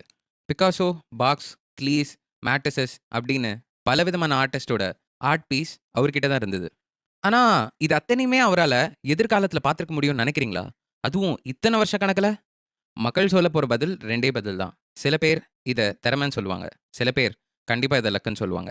ஆனா, இதுல வர்ற உண்மை கொஞ்சம் வித்தியாசமான உண்மையா இருக்கும். அந்த காலத்துல இருந்த பெரிய இன்வெஸ்டர்ஸ், பெரிய ஆர்ட் டீலர்ஸ் என்ன பண்ணாங்கன்னா, அவங்களால முடிஞ்ச அளவுக்கு எந்த அளவுக்கு ஆர்ட் வாங்க முடியுமோ, அந்த அளவுக்கு ஆர்ட் பீசஸ் அவங்க வாங்குனாங்க. அதுக்கப்புறம் நாள் கணக்கா போக, போக, போக அதுல எந்த ஆர்ட் வெளில நின்னதோ, அது அவங்களுக்கு வித்து போச்சு. ஆனா, இதுல ரொம்ப முக்கியமான விஷயம், அவங்க என்னதான் அத வித்து ஜெயிச்சிருந்தாலும், அதுல 99% மேல இருந்த எல்லா ஆர்ட் பீஸுமே தேவையில்லாம தான் இருந்தது. லாஸ்ல தான் போச்சு. மீதி இருக்கிற அந்த 1% ஆன ஆர்ட் பீஸ் மட்டும் தான் அவங்களுக்கு லாபமே தந்தது. ஆனா, அந்த 1%ல கிடைச்ச லாபம், இந்த 99% அத்தனையுமே வித்திருந்தா கூட கிடைச்சிருக்காது. இங்க நெறைய விஷயம் பிசினஸ்லயும், இன்வெஸ்டிங் வேர்ல்ட்லயும் இதான் நடக்குது. வால்ட் டிஸ்னி கிரியேட் பண்ண டிஸ்னி ஸ்டுடியோஸ் எவ்ளோ பெரிய கம்பெனின்னு எல்லாருக்குமே தெரியும். ஆனா, டிஸ்னியோட ஆரம்பத்துக்கும் அவங்களோட வெற்றிக்கும் சம்மந்தமே கிடையாது. டிஸ்னியோட முதல் ஸ்டுடியோ லாஸ்ன்னு சொல்றத விட பியூர் பேங்க்ரப்சில இருந்ததுன்னு சொல்லலாம் நம்ப. அவங்க 400+ கார்ட்டூன்ஸ் பண்ணி முடிச்சாங்க. நெறைய பேருக்கு அந்த கார்ட்டூன்ஸ் எல்லாம் புடிச்சிருந்தது. ஆனா, அந்த கார்ட்டூன்ஸ் எல்லாம் செய்யறதுக்கு அவங்களுக்கான செலவு ரொம்ப ரொம்ப அதிகமா இருந்தது. அவங்களோட லாஸும் ரொம்ப பயங்கரமா இருந்தது. இழுத்து மூட வேண்டிய ஒரு கம்பெனி ஸ்னோ ஒயிட் அண்ட் 7 டுவார்ஃப்ஸ் அப்படின்ற ஒரு கார்ட்டூனை கடைசியா பண்ணி முடிச்சாங்க. 1938ல ஸ்னோ ஒயிட் மட்டுமே $8 மில்லியன் வெறும் 6 மாசத்துல சம்பாதிச்சது. டிஸ்னி கிட்ட இருந்த அத்தனை கடனும் முடிக்கப்பட்டது. அது மட்டும் இல்லாம அவங்க கம்பெனியில் ஒர்க் பண்ண அத்தனை எம்ப்ளாயீஸ்க்கும் எக்ஸ்ட்ரா போனஸ் கிடச்சிது. அது மட்டும் இல்லாமல் பர்பேங்கில் அவங்களோட சொந்த ஸ்டூடியோ அவங்களோட சொந்த காசால் வாங்கினாங்க. 1938 அவங்க பல 100 மணி நேரமாக ஓடின கார்ட்டூன்ஸை கிரியேட் பண்ணாங்க. ஆனால் 83 நிமிஷம் ஓடின அந்த ஸ்னோ ஒயிட் அண்ட் 7 டுவார்ஃப்ஸ் தான் அவங்க வாழ்க்கையை மாற்றினது. ஆனால் அந்த கடைசி முனையை தான் மக்கள் யாருமே பார்க்கறதில்ல.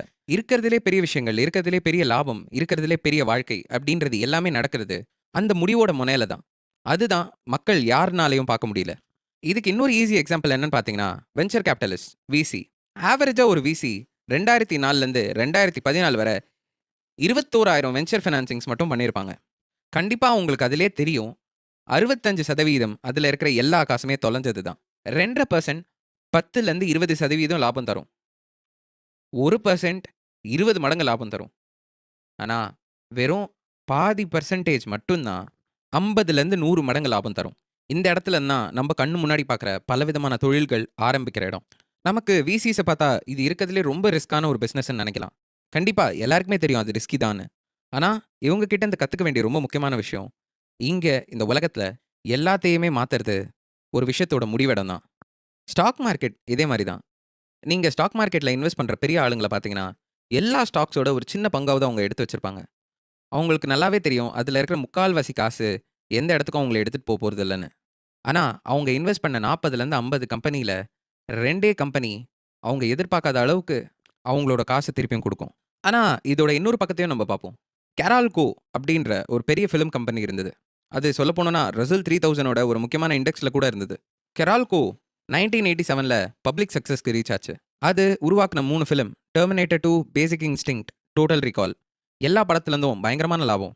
$400 மில்லியன் நெட்வொர்த்தோட இருந்த ஒரு கம்பெனி அந்த 3 படம் கழிச்சு எல்லா மூவிஸும் ஃபெயில்யூராக தர ஆரம்பிச்சது. 1996 ஃபுல் பேங்க்ரப்சி. அந்த கம்பெனியோட ஸ்டாக் நேராக ஜீரோக்கு போச்சு. அமேசான்றது எவ்வளோ பெரிய கம்பெனின்னு நமக்கு நல்லாவே தெரியும். ஆனால் அந்த அமேசானோட முக்காவாசி வளர்ச்சி வந்ததே அமேசான் வெப் சர்வீசஸும் அமேசான் பிரைம் மூலமாகவும் தான்.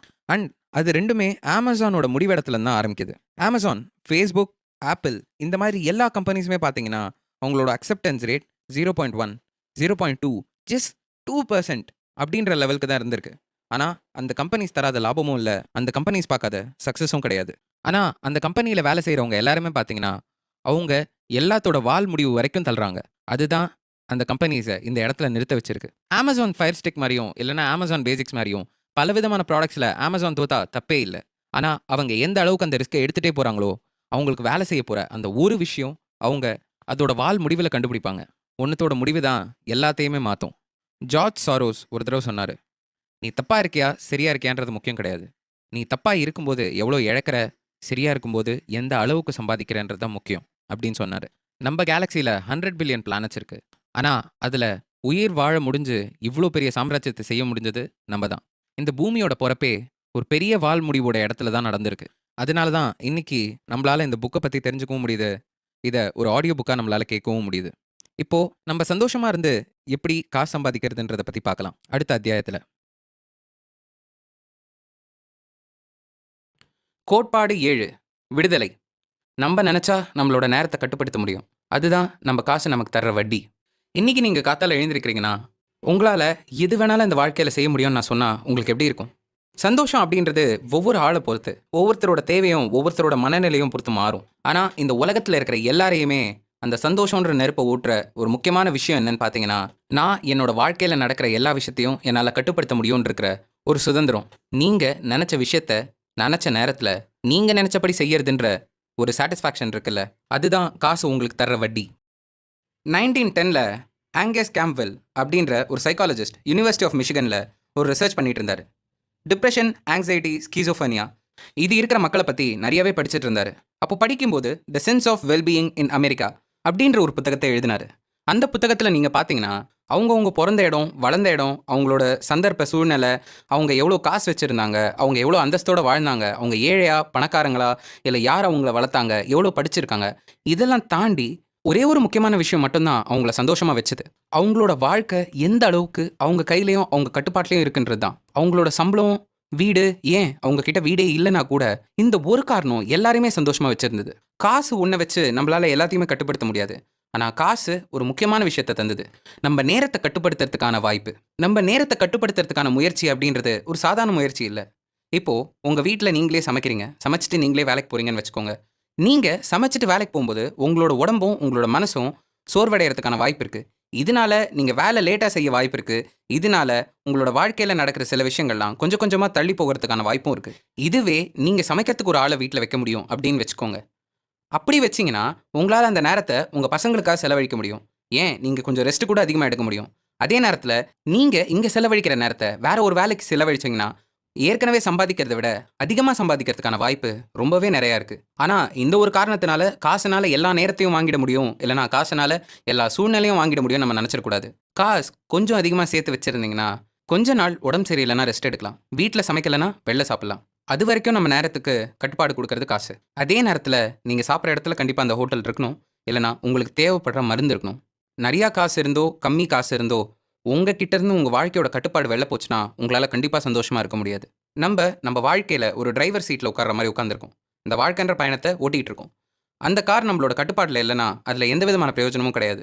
நம்ப எந்த இலக்குக்கு நம்ப எந்த இலக்குக்கு போனாலும் சரி, நமக்கு புடிச்ச இடத்துக்கு போனாலும் சரி, அந்த கார் நம்மளோட கட்டுப்பாட்டுல இல்லன்னா, நம்பளால நிம்மதியா பயணிக்கவே முடியாது. உங்களுக்கு புடிச்ச விஷயம் நடந்தா கூட, நீங்க விருப்பப்படுற ஒரு விஷயம் நடந்தா கூட, ஒரு சில விஷயங்கள் உங்களோட கட்டுப்பாட்டுல இல்லன்னா, கண்டிப்பா உங்களால சந்தோஷமா இருக்க முடியாது.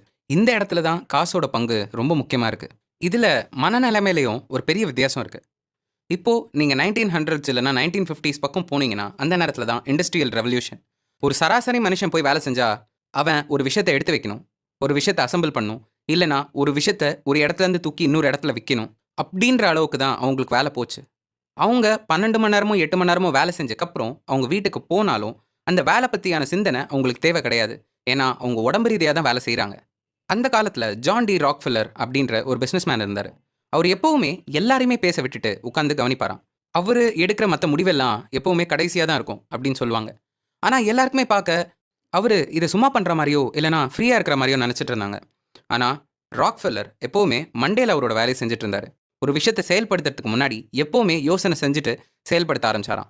ஆனா இன்னைக்கு நமக்கு இருக்கிற முக்காவாசி வேலை மேனேஜர்ஸ் அண்ட் ப்ரொஃபஷனல்ஸ் ராக்ஃபெல்லர் பண்ற அதே வேலை தான் நம்ப 8 மணி நேரத்துக்கும் செய்ய வேண்டிய ஒரு வேலையா இருக்கு. நம்ம ஆஃபீஸ் எவ்வளோ சீக்கிரமா முடிஞ்சாலும், இல்ல நம்மளோட வேலை எவ்வளோ கம்மியா இருந்தாலும், நம்ம வேலை முடிஞ்சக்கப்புறமும் நம்மளோட வேலை நம்ப மூளையில, நம்ப பின்னாடியே தான் வருது. இது நான் இது அத்தனையும்னால நம்மளோட சுதந்திரம் தொலைஞ்ச மாரி இருக்கு. ஆனா, இதுக்கு ஏதோ ஒரு வழி இருக்கா? ஏதாவது செய்ய முடியுமா?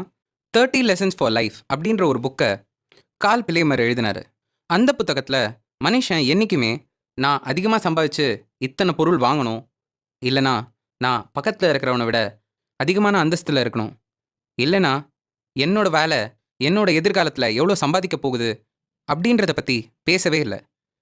இத பத்தி பேசாதவங்க ஆனா யாருன்னு பார்த்தீங்கன்னா, பல வருட காலங்களா அனுபவம் இருக்கிற, எல்லாத்தையுமே பார்த்த முக்கியமான மக்கள், முதியோர்கள் தான். இங்க இருக்கிற மக்கள் எல்லாருக்குமே தேவைப்பட்ட ஒரு முக்கியமான விஷயம் என்னன்னு பார்த்தீங்கன்னா, நல்ல நண்பர்கள்.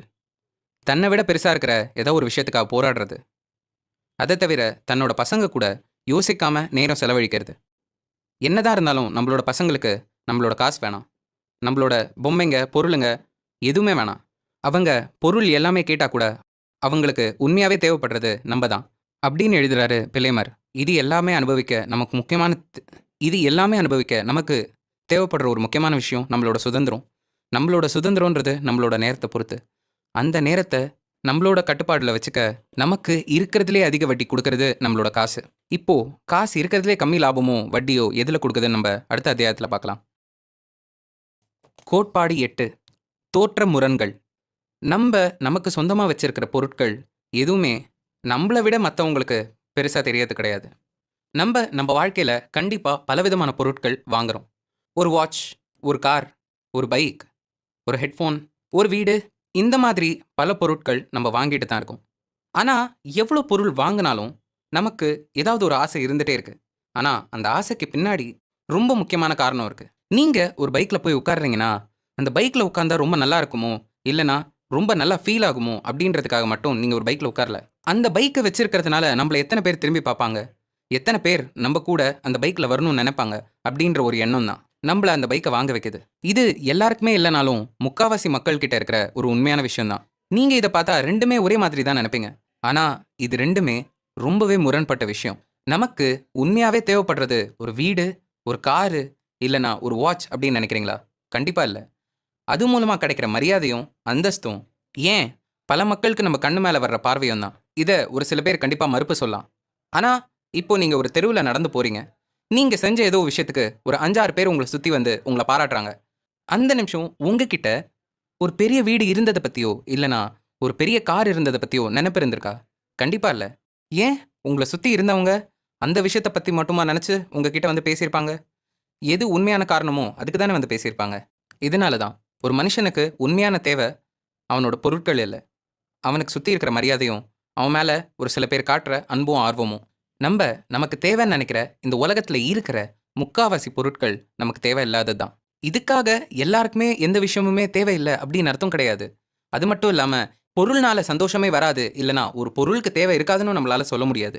ஆனால் நம்ம கிட்ட ஒரு பொருள் இருக்குன்னா அந்த பொருள் ஒரு சில விஷயங்களை நமக்கு தர்றதுக்கான ஒரு ஆயுதமாக பயன்படலாம். அதனால நம்ம ஒரு விஷயம் வாங்கணும்னு நினைக்கிறோன்னா அது மரியாதையாக இருந்தாலும் சரி, அன்பாக இருந்தாலும் சரி, ஏன் ஒரு இடத்த விட்டு இன்னொரு இடத்துக்கு போகிறதுக்கான ஒரு பைக்கை வாங்குறதா இருந்தாலும் சரி, நமக்கு உண்மையாக என்ன தேவை அப்படின்னு புரிஞ்சுட்டு நம்ம அதுக்கான படியை எடுத்து வைக்கணும். நமக்கு உண்மையாக மரியாதை தான் தேவைன்னா ஒரு ஃபெராரி ஓட்டுறதை விட அன்பு, அனுதாபம், உழைப்பு, அது மட்டும் இல்லாமல் ஒரு நல்ல தலைவனாக இருக்கிறது தான் நமக்கு அந்த மரியாதையை தரும். அந்த மரியாதையை நீண்ட நாள் நிலைக்கவும் வைக்கும். இதுக்காக நம்ம ஃபெராரி பற்றி பேசுகிறத இங்கே நிறுத்த போகிறதில்ல. பொருட்கள்னால வர்ற முரண்பாடு அதோட கதைங்களை அடுத்த அத்தியாயத்தில் பார்க்கலாம். கோட்பாடு 9. காட்சிக்காக வராததே வெற்றி. நம்ம கிட்ட எவ்வளோ காசு இருக்குன்றத மற்றவங்களுக்கு காட்டணுன்ற ஒரே காரணத்துக்காக நம்ம செலவழிக்கிற வழி தான் இருக்கிறதுலே கம்மியாக காசு வச்சுக்கிறதுக்கான வழி. காசு இந்த உலகத்துக்கு பலவிதமான முரண்பாடுகளை கற்றுத்தருது. அதில் விதமான முரண்பாடு நம்ம கண்ணில் எது தெரியலையோ அதுதான் உண்மையான சொத்து. நம்ம ஆத்தர் மார்கன் ஹியூசலுக்கு ஒரு கார் வேலட்டாக இருக்கிறது ரொம்ப பிடிச்சிருந்தது. அதாவது ஒரு கார் மெயின்டைன் பண்ணுற ஒரு டிரைவர். ஏன்னா அவரால் பலவிதமான கார் ஓட்ட முடியும். அது மட்டும் இல்லாமல் அவர் நினைக்காத அளவுக்கு பெரிய கார்ஸ் எல்லாம் அவரோட வாழ்க்கையில் பார்க்க முடியுன்ற ஒரு காரணத்துக்காக தான். அந்த நேரத்தில் அவர் பார்த்த ஒரு ஆள் தான் ராஜர். ராஜர் கிட்ட ஒரு புது பார்ஷ் ரொம்ப நாளாக இருந்தது. அந்த பார்ஷ் பார்த்து பல பேர் நிறைய விஷயம் நினச்சிருக்கலாம். ஏன் நம்ம கண்டிப்பாக அவர் ஒரு பணக்காரன்னு நினச்சிருக்கலாம். ராஜர் பார்ஷ் ஓட்ட ஆரம்பித்த ஒரு வாரம் கழித்து திடீர்னு அவரோட பழைய ஹோண்டா எடுத்துகிட்டு வந்தார். எதுக்குன்னு மார்கன் கேட்க அவர் கார் லோனை சரியாக கட்டாதனால அப்படின்னு சொன்னாராம் ராஜர். அதை நினச்சி ஒரு விதமான அவமானமும் இல்லைனா ஒரு விதமான கஷ்டமும் ராஜர் படவே இல்லை. ஆனால் இந்த உலகத்தில் இந்த மாதிரி பல விதமான ராஜர்ஸ் இருக்காங்க. ஒருத்தர் இன்னைக்கு 1,00,000 ரூபாய்க்கு ஒரு பொருள் வாங்கிட்டாங்கன்னா அவங்க 1,00,000 ரூபா அளவுக்கு பணக்காரங்கன்னு அர்த்தம் இல்லை. அவங்க பேங்க் அக்கௌண்ட்லேருந்து 1,00,000 ரூபா கம்மியாக இருக்குன்னு அர்த்தம். அதுக்கு அர்த்தம் என்னன்னா அவங்களோட சொத்து ஏற்கனவே இருந்ததை விட இப்போ கம்மியாக இருக்குன்னு அர்த்தம். ஒருத்தரோட சொத்து இல்லைனா அந்தஸ்துன்றது நம்ம கண்ணுக்கு எது தெரியாதோ அதுதான் அவங்களோட சொத்து. ஒரு பொருள் 1000 விஷயம் நம்ம கண்ணுக்கு காட்டினாலும் உண்மையான கதை அவங்களோட பேங்க் ஸ்டேட்மெண்ட்ஸ்லையும் இல்லைனா அவங்க வாழற விதத்துலையும் அவங்களோட வாழற வாழ்க்கையிலையும் அவங்களோட சம்பளத்துலையும் தான் இருக்குது. ஆனால் நம்ம எவ்வளோ சம்பளம் வாங்கினாலும் அந்த காசை சரியாக பயன்படுத்த தெரிலனா எந்த இடத்துல போய் முடிவோம்னு நமக்கே தெரியாது. இதுக்கு ஈஸியஸ்ட் எக்ஸாம்பிள்ஸ் நீங்கள் பார்த்தீங்கன்னா அமெரிக்காலையும் உலகம் பூராவும் புகழ்பெற்ற ஒரு சிங்கர் பல கோடி ரூபாய் சம்பளம் வாங்குற அவங்கனால காசு இல்லாமல் நிற்க முடியும்னு நினைக்கிறீங்களா? நின்னாங்க, அதான் உண்மை. இதை தவிர இன்னொரு பாப்புலரான எக்ஸாம்பிளும் இருக்குது. Johnny Depp Pirates of the Caribbean, Charlie the Chocolate Factory அப்படின்னு உலகம் பூரா புகழ்பெற்ற பலவிதமான படத்தில் நடித்தவர். இந்த மாதிரி நம்ம அடுக்கடுக்கா பலவிதமான எக்ஸாம்பிள் சொல்லிட்டே போகலாம். நம்ம சமுதாயத்துக்கு பணக்காரனுக்கும் சொகுசாக வாழறவனுக்கும் வித்தியாசம் சொல்லியே ஆகணும். ஒருத்தன் காசு சம்பாதிச்சு சேர்த்து வச்சு ஒரு பெரிய ஸ்போர்ட்ஸ் கார் வாங்கி அதை ஓட்டுறானா தப்பே கிடையாது. ஆனால் அதே ஸ்போர்ட்ஸ் கார் அவங்க வாங்கி அவங்களோட வருமானத்தை விட அதிகமாக இருக்கிற வட்டியை கட்டுறாங்கன்னா அவங்க பணக்காரங்க இல்லை, சொகுசுக்காரங்க மட்டும்தான். நம்ம எக்ஸசைஸ் அண்ட் டயட்டிங் பண்ணுறோம். எதுக்கு? உடம்பு குறைக்கிறதுக்காக பண்ணுறோம். இப்போது ஒரு நாளைக்கு ஒரு மணி நேரம் எக்ஸசைஸ் பண்ணுறோன்னு வச்சுக்கோங்க. அந்த எக்ஸசைஸில் எந்த அளவு கேலரிஸ் பர்ன் பண்ணுறோமோ அந்த அளவுக்கு அன்றைக்கி நமக்கு உடம்பு குறைஞ்சிருக்கு நம்மளால் சொல்ல முடியும். இது கொஞ்சம் கொஞ்சமாக குறையதான் நாள் கணக்கில் நம்ம நினைக்கிற உடம்பு அடையிறது. ஆனால் இன்றைக்கி நீங்கள் ஒரு எக்ஸசைஸ் பண்ணுறீங்க ஒரு மணி நேரத்துக்கு. எக்ஸசைஸ் பண்ணக்கப்புறம் நான் இன்றைக்கி எது விரும்புகிறேனோ அதை சாப்பிட போகிறேன் அப்படின்னு நினச்சி தினசரி போய் சாப்பிட்டிங்கன்னா உங்களோட உடம்பு குறையுமா? எக்ஸசைஸ் பண்ணுற மாதிரி தான் ஒரு பணக்காரனாக இருக்கிறதும். நீங்கள் பணம் எவ்வளோ செலவழிக்கிறீங்கன்றதை வச்சு நீங்கள் பணக்காரனாக இருக்கிறது உங்களோட சொத்துக்கு ஆரோக்கியமான ஒரு விஷயம் கிடையாது. நம்ம வாழ்க்கையில் எந்த விதமான விஷயம் அடையணும்னு நினச்சாலும் அதுக்கு நமக்கு கொஞ்சமாவது பொறுமையும் கொஞ்சமாவது தன்னடக்கமும் கண்டிப்பாக தேவை. நம்ம நிறையா பணம் வச்சுருக்க பல பேர் செலவு பண்ணுறத பார்த்துட்டு தான் இருக்கும். ஆனால் அது அவங்களோட படாடோபத்தை காட்டுதே தவிர அவங்களோட உண்மையான சொத்தை காட்டவே இல்லை. அவங்களோட வீடு பெருசாக தெரியுதே தவிர அவங்களோட சேவிங்ஸ் அக்கௌண்ட்லேயும் இன்வெஸ்ட்மெண்ட் அக்கௌண்ட்லேயும் எவ்வளோ இருக்கிறதுன்றது நம்ம கண்ணுக்கு தெரில. இங்கே இருக்கிறதுலே பெரிய ஆபத்தான விஷயம் என்னவா இருக்குன்னா எல்லாருக்குமே பணக்காரனாக இருக்கணும்னு கண்டிப்பாக ஆசை இருக்குது. ஆனால் அந்த பணக்காரனாக இருக்கிறதுக்காக என்ன வேலை செய்யணும் அப்படின்றத நிறைய பேர் புரிஞ்சுக்கிறது இல்ல. ஒரு பணக்காரனா இருந்தா நம்ம செலவு பண்ணியே ஆகணும் அப்படின்ற ஒரு ஆழ்மனது எண்ணம் இன்னைக்கு எல்லாருக்குள்ளேயும் இருக்கு. ஆனா அது ஒண்ணு தான் நம்ம பணக்காரன் ஆகறதுக்காக என்ன தேவையோ அது கத்துக்கிறத தடுக்குது. ரொனால்ட் ரீட் இறந்தக்கப்புறம் இந்த உலகமே அவரை கொண்டாடிச்சு. ஏன்னா அவர் எல்லாருக்குமே ஒரு முக்கியமான ஃபைனான்ஷியல் ப்ளஸ் லைஃப் ரோல் மாடலா மாறினார். ஆனா அவர் வாழும்போது யாருமே அவரை ரோல் மாடலா பார்க்கல. அது மட்டும் இல்ல, அவர் பின்னாடி எவ்வளோ சொத்து இருந்ததுன்னு யாருக்குமே தெரியல. அவர் கூட இருந்தவங்களுக்கு கூட. சாதா மனுஷங்க எப்பவுமே ஒரு விஷயத்த பார்த்து திருப்பியும் செய்றவங்க. ஆனா பணக்காரங்களும் பெரிய ஆட்களும் என்னைக்குமே ஒரு விஷயம் எது கண்ணுக்கு தெரியலையோ அதை கத்துக்கிட்டு அந்த பாதையை நோக்கி போறவங்க. நம்ம கண்ணுக்கு எது தெரியாதோ அதை பத்தி கத்துக்கிறதுன்றது ரொம்ப கஷ்டமான விஷயம். ஆனா அதை செய்ய தெரிஞ்சா நம்ம எதிர்பார்க்குற சில விஷயங்களை அடையலாம். ஏன் நம்ம நினைக்காத சில விஷயங்களை கூட. நம்ம உலகத்துல பார்க்குற எல்லா விஷயத்துக்கு பின்னாடியும் ஒரு வித்தியாசமான கதை இருக்கு. அது எது காட்டுதோ அது மட்டுமே உண்மை கிடையாது. இதை உங்க வாழ்க்கையில எந்த விதமான முடிவு எடுத்தாலும், ஏன் அடுத்த இலக்கை நீங்க முடிவு செய்யறதுனாலும் இதை ஞாபகம் வச்சுட்டு நீங்க செய்யணும். இப்போ காசு செலவழிக்கிறது நல்ல விஷயம் இல்லைன்னா நம்ம என்ன அதை வச்சு பண்ணலாம்? காசு சேர்க்கறத பத்தி நம்ம அடுத்த அத்தியாயத்துல பேசுவோம்.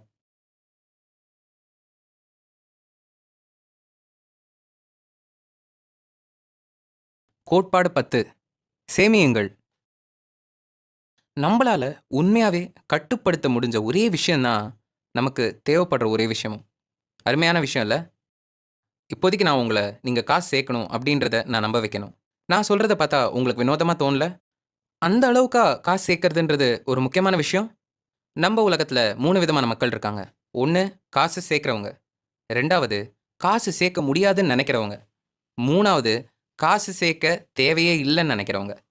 இப்போ நம்ம சொல்லப் போற விஷயம் பின்னாடி இருக்கிற 2 பேருக்கு. ஆனா முதல்ல இருக்கிறவங்களும் கேட்டுக்கலாம். ஃபர்ஸ்ட் ஐடியா ரொம்ப சிம்பிளான விஷயம். ஆனா இத நம்ம தட்டிட்டு போக நெறைய வாய்ப்பு இருக்கு. 1970ஸ்ல எண்ணெய் இந்த உலகத்துக்கு ரொம்ப தேவைப்பட்டது. ஆனா அதே நேரத்துல தான் எண்ணெயோட தட்டுப்பாடும் நெறைய வந்தது. ஆனா எப்படியோ மக்கள் அத தாண்டி வந்தாங்க. நீங்க எப்படின்னு நெனைக்கிறீங்க? திருப்பியும் இன்னும் நெறைய எண்ணெய் கிணறு அவங்களால செய்ய முடிஞ்சதுனாலயா? இல்ல. ஆனா அந்த நேரத்துல வந்த வீடும், வண்டிகளும், அது மட்டும் இல்லாம எண்ணெய உபயோகப்படுத்துற எல்லா பொருளுமே அதிக திறனோட தயாரிக்கப்பட்டதுனால தான். அதனால கம்மி எண்ணெய பயன்படுத்தி அதிகமா பலன் பெற முடிஞ்சது. கண்டிப்பா 1970ஸ்ல இருந்து இப்போ இருக்கிற எண்ணெய் உபயோகம் 2ல இருந்து 3 மடங்கு அதிகமாயிருக்கும். இதிலிருந்தே உங்களுக்கு ஒரு விஷயம் புரிஞ்சிருக்கும். நம்பளால ஒரு விஷயத்த அதிகமா கண்டுபிடிக்கிறதுன்றத கட்டுப்படுத்த முடியாது. ஆனா ஏற்கனவே இருக்கிற ஒரு விஷயத்த ஒழுங்கா பயன்படுத்த தெரிஞ்சா நெறைய விஷயத்த நம்மளால கட்டுப்படுத்த முடியும். உன்னோட இன்வெஸ்ட்மெண்ட்ஸ்லேருந்து வர ரிட்டர்ன்ஸோ, இல்லன்னா நீ சம்பாதிக்கிற காசோ, ஆனா அது பல காலத்துக்கு உன்ன வளமா வச்சிருக்க முடியும்னா, கண்டிப்பா முடியாது. உன்னோட கட்டுப்பாட்டுல இருக்க போற ஒரே விஷயம், நீ சேர்க்கிற காசு. வளம் அப்படின்றது, நீ செலவு பண்ணக்கப்புறம் உனக்கு எவ்வளோ காசு மீதி இருக்கோ, அதுதான் வளமா மாறும். நம்ப கிட்ட பெரிய சம்பளம் இல்லனாலும், பெரிய சொத்து கண்டிப்பா சேர்க்க முடியும். ஆனா, பெரிய சம்பளம் இருந்தாலும், காசு சேர்க்க முடியலனா, நம்பளால ஒரு பணக்காரனா ஆகவே முடியாது. 2வது முக்கியமான விஷயம். நம்மளோட சொத்தோட மதிப்பு அப்படின்றது நமக்கு என்ன தேவை அப்படின்றத பொறுத்து இருக்கு. இப்போ நான் இருக்கேன். நான் இன்வெஸ்ட் பண்ண ஸ்டாக்ஸ்ல எனக்கு வர்ற ரிட்டர்ன்ஸ் வந்து 8% தான் ஒரு வருஷத்துக்கு. என்னோட ஃப்ரெண்ட் இருக்கான். அவன் இன்வெஸ்ட் பண்ண ஸ்டாக்ஸ்லேருந்து வர்ற ரிட்டர்ன்ஸ் 12% வருது அப்படின்னு வச்சுக்கோங்க. என்னை விட என்னோட ஃப்ரெண்ட் ஒரு பெட்டர் இன்வெஸ்டராக இருக்கான். அவனுக்கு ஸ்டாக்ஸை பற்றி நல்லாவே தெரிஞ்சிருக்கு. இப்போ எனக்கும் என் ஃப்ரெண்டுக்கும் ஒரே விதமான சம்பளம்னு வச்சுக்கோங்க. என் வீட்ல இருக்கிற தேவையும், எனக்கு இருக்கிற தேவையும் என் ஃப்ரெண்ட விட கம்மியா இருந்தா, என்னோட மத்த காசு எல்லாமே என்னோட ஸ்டாக்ஸ்ல நான் போட்டிருந்தா, யாருக்கு அதிக சொத்து இருக்கும்னு நெனைக்கிறீங்க? கண்டிப்பா எனக்கு தான். நான் என் ஃப்ரெண்ட விட கம்மியான ஒரு திறமைசாலியா இருந்தாலும், எனக்கு வர்ற லாபம் அதிகமா இருக்கு. அதுக்கு காரணம் என்னோட தேவை கம்மியா இருக்கு. இது காசோட ஒரு அடிப்படையான விஷயம். நம்மளோட தேவைகள் எவ்வளோ கம்மியா இருக்கோ, அந்த அளவுக்கு நம்மளோட சொத்து அதிகரிச்சுட்டே போகும். இந்த ஒரு காரணத்துக்காகவே நம்ம கண்டிப்பா காசு சேர்க்க தெரிஞ்சிருக்கணும். 3வது முக்கியமான விஷயம். நம்மளோட சம்பளம் ஒரு கட்டத்துக்கு மேல நமக்கு குடுக்குற தேவைப்படுற விஷயங்கள், நம்ம கௌரவத்து மேல உட்கார்ற விஷயங்களா இருக்கலாம். எல்லாருக்குமே இங்க கௌரவம்னு ஒண்ணு இருக்கு. எல்லாருக்குமே அத காட்டிக்கிறதுக்கு நெறைய விஷயங்கள் செஞ்சுக்கிட்டு தான் இருக்காங்க. நம்ம வாழ்க்கையில அடிப்படை நம்ம வாழ்க்கையில அடிப்படை தேவை அப்படின்னு ஒரு விஷயம் இருக்கு. அந்த அடிப்படை தேவைக்கான வருமானம் நமக்கு கண்டிப்பா தேவை. அதே நேரத்துல அந்த அடிப்படை தேவை வச்சு தான் நம்ம வாழ்க்கையில அடுத்த கட்டத்துக்கு நகர முடியும். ஆனா, அந்த அடிப்படை தேவை தாண்டி நமக்கு தேவைன்னு நெனைக்கிற எந்த விஷயமும் நமக்கு உண்மையா தேவையே கிடையாது. அது நம்ம கௌரவத்தினால வர்ற ஒரு பெரிய ஏமாற்றம் தான். இந்த ஒரு காரணத்தினால தான் பல பேருக்கு ரொம்ப நல்ல வருமானம் இருந்தாலும், அவங்களால ரொம்ப கம்மியா தான் காசு சேர்க்க முடியுது. இல்ல சொல்லப்போணும்னா, காசு சேர்க்க கூட முடியல. நம்ம வாழ்க்கையில் பறக்கணும்னு ஆசைப்படுற போது மற்றவங்க செய்கிற அதே விஷயத்த தினசரி திருப்பி செய்யறதுன்றது கொஞ்சம் கஷ்டமான விஷயம்தான். நம்ம பறக்கணும்னு நினைக்கிற உயிரும் நம்மளோட ரெக்கைகளை உடைச்சிடக்கூடாது. நம்மளால எவ்வளோ சேர்க்க முடியும்னு நம்ம நினைக்கிறது உண்மையாவே நம்ம நினைச்சதை விட அதிக கட்டுப்பாட்டில் தான் இருக்கு. யாராலையுமே இங்க அவங்களோட வருமானத்துக்கு ஏத்த அளவுக்கு கண்டிப்பா சேர்க்க முடியும். ஏன் முழு வருமானத்த கூட சேர்க்க முடியும் அவங்க நினைச்சா. இது ஒவ்வொரு ஆளுக்கு வேறுபட்டாலும், காசு அப்படின்றது நம்ம மன நிலைமைய பொறுத்து ஓடுற ஒரு விஷயம். நம்ம கணக்க பொறுத்து இல்ல. உனக்கு காசு சேர்க்கறதுக்கு எந்த விதமான காரணமும் தேவை கிடையாது. நம்ம ஒரு வீடு வாங்கணும், ஒரு பைக் வாங்கணும், ஒரு கார் வாங்கணும், ஒரு வாட்ச் வாங்கணும். எதா இருந்தாலுமே ஏன் வாங்கணும்னு கேட்டா நம்ம எல்லாருமே ஈஸியா காரணம் கண்டுபிடிச்சிடலாம். ஆனா காசு சேர்க்க மட்டும் நம்ம கிட்ட காரணம் இருக்கவே மாட்டேங்குது. அண்ட் காரணம் இருந்தா மட்டும் தான் நீ காசு சேர்க்கணுன்ற அவசியமும் இல்ல. நீ சேர்க்கிற காசு எந்த இடத்துல, எந்த நிலைமையில வேணா பயன்படலாம். நீ காரணம் இல்லாம காசு சேர்க்கும்போது தான், உண்மையா அந்த காசோட மதிப்பும், அத வச்சு நீ வளர்றதுக்கு உண்மையா என்ன செய்ய முடியும்ன்றத பத்தி நீ கண்டிப்பா யோசிப்ப. ஸோ, காசு சேர்க்க உனக்கு எந்த விதமான காரணமும் தேவையே கிடையாது. நம்ப நேரத்த கட்டுப்படுத்த முடிஞ்சது தான் சொத்தோட ஒரு முக்கியமான வேலையே. நம்ப காசு சேர்த்தா மட்டும் தான் நம்மளோட சொத்து வளரும். ஆனா, நம்ப தேவையான நேரத்துல சும்மா சேர்த்த காசு, நம்ப வாழ்க்கையில இருக்கிறதுலே முக்கியமான முடிவை எடுக்கிறதுக்கான நேரம் குடுத்ததுன்னா, அது எந்த அளவுக்கு நம்மளோட வாழ்க்கைய மாத்தும்னு நெனச்சு பாருங்க. அந்த ஒரு மாற்றம் இல்லாம தான் பல பேர் அவங்களோட வாழ்க்கையில ஒரே இடத்துல நின்னுட்டு இருக்காங்க. காசு சேர்க்கறதுனால நமக்கு என்ன திருப்பி கிடைக்குதோ, அது ரொம்ப முக்கியம். நம்ப வாழ்க்கையில தேவைப்பட்ட சூழ்நிலையில நம்பளால நம்ப மாத்திக்க முடியும்னா, அத விட ஒரு நல்ல விஷயம் எதுவுமே கிடையாது. அந்த மாற்றத்த பாசிபிள் ஆக்குறது காசு கிட்ட இருக்கு.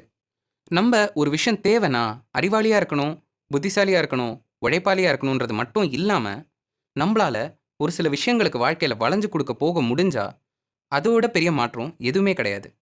ஆனா, அந்த மாற்றத்தினால நமக்கு திருப்பியும் கிடைக்கப் போற லாபம் ரொம்ப அதிகம். ஸோ, நேரம்ன்றது கையில கிடைக்காத ஒரு வரம்.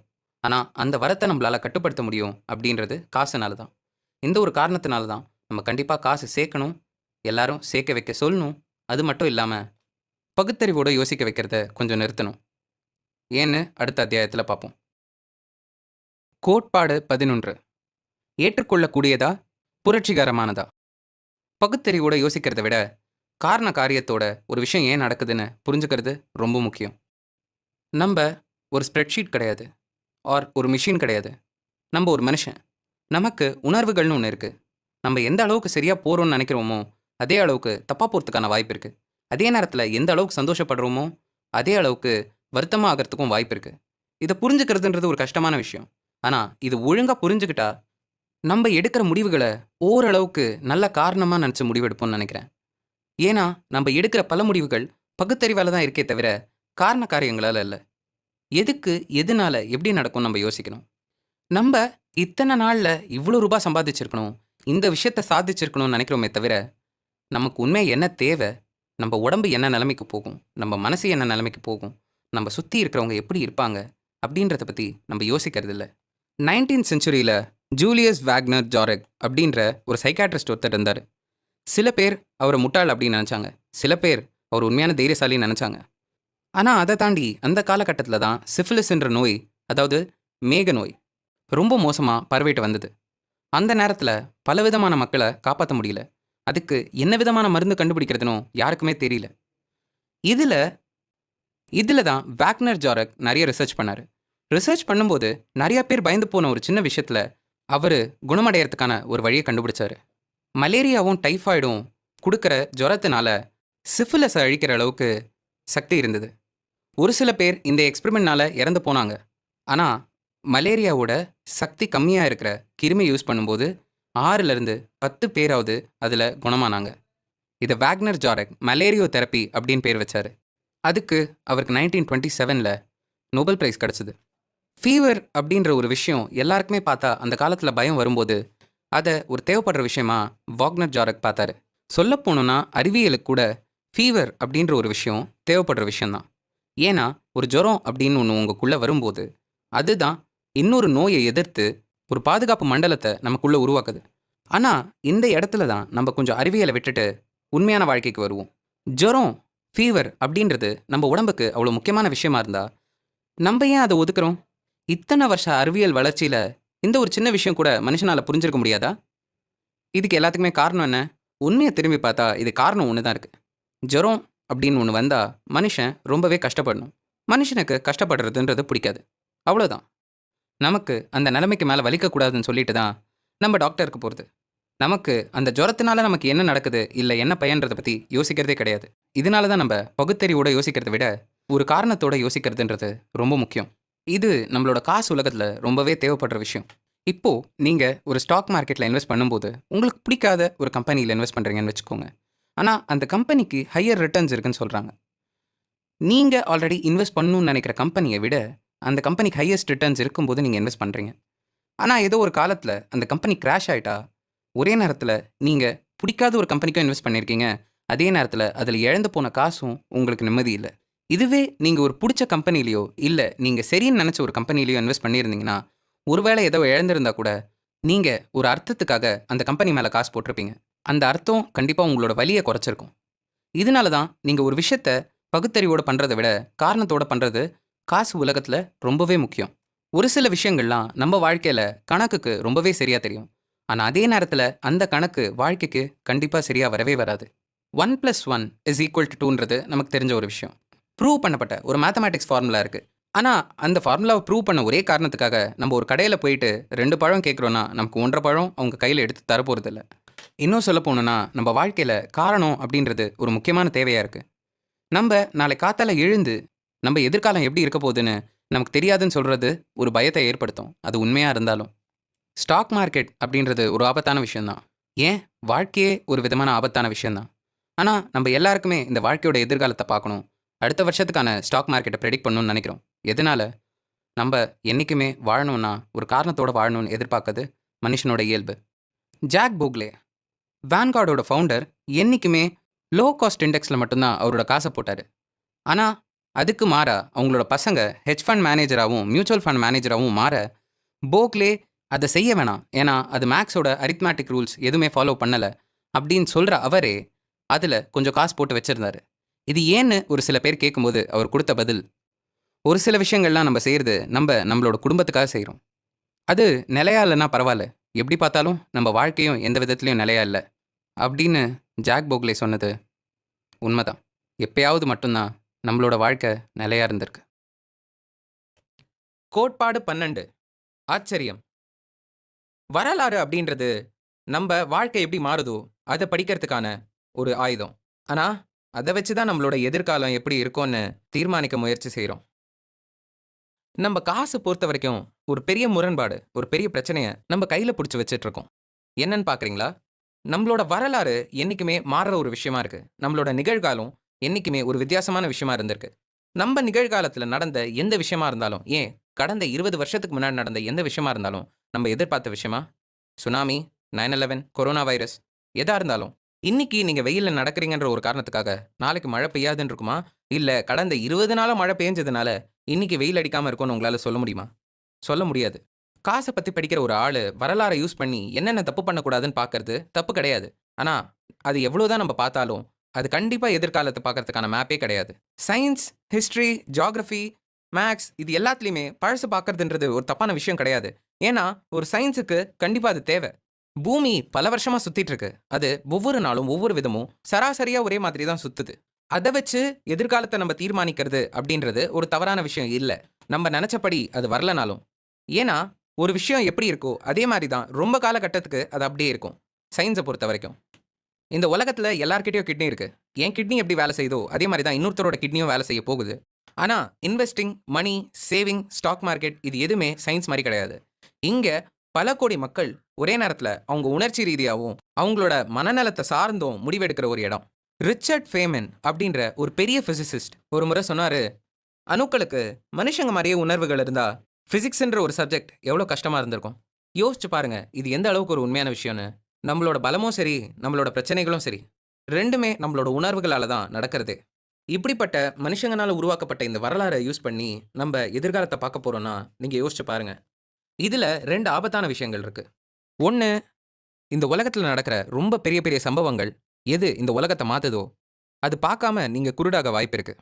நம்ம வாழ்க்கையில் நடக்கிற பல விஷயங்களில் முக்கியமான விஷயங்கள் எதுன்னு பார்த்தீங்கன்னா இருக்கிறதுலே பெருசாக நடந்த இந்த உலகத்தோட பாதையை மாற்றுற விஷயங்கள் தான். கிரேட் டிப்ரெஷன், வேர்ல்டு வார் 2, 9/11, இந்த மாதிரி பல விஷயங்கள் இருக்குது. அது இன்னைக்கு நம்ம இப்படி உட்கார்ந்து ஆடியோ புக் கேட்டுட்டு இருக்கோம்னா, காரணமா இருக்கிற ஒரு விஷயங்களா கூட இருக்கலாம். 19த் அண்ட் 20த் செஞ்சுரியில பொறந்த மக்களோட தொகை 15 பில்லியன் பீப்பிள். ஆனா, அந்த 15 பில்லியன் பீப்பிள்ல நான் ஒரு சில பேர் மட்டும் சொல்றேன். இவங்கலாம் இல்லன்னா, இந்த உலகம் எந்த விதத்தில மாறியிருக்கும்னு நீங்க யோசிச்சு பாருங்க. Adolf Hitler, Joseph Stalin, Thomas Alva Edison, Bill Gates, Martin Luther King. இது தவிர இன்னும் பல பேர். இதனால பல கோடி மக்களுக்கு இதுல எந்த விதமான பங்கும் இல்லன்னு நான் சொல்ல மாட்டேன். ஆனா, அந்த மக்கள் மாறுறதுக்கு காரணமா இருந்ததே இந்த ஒரு சில பேர் மட்டும் தான்.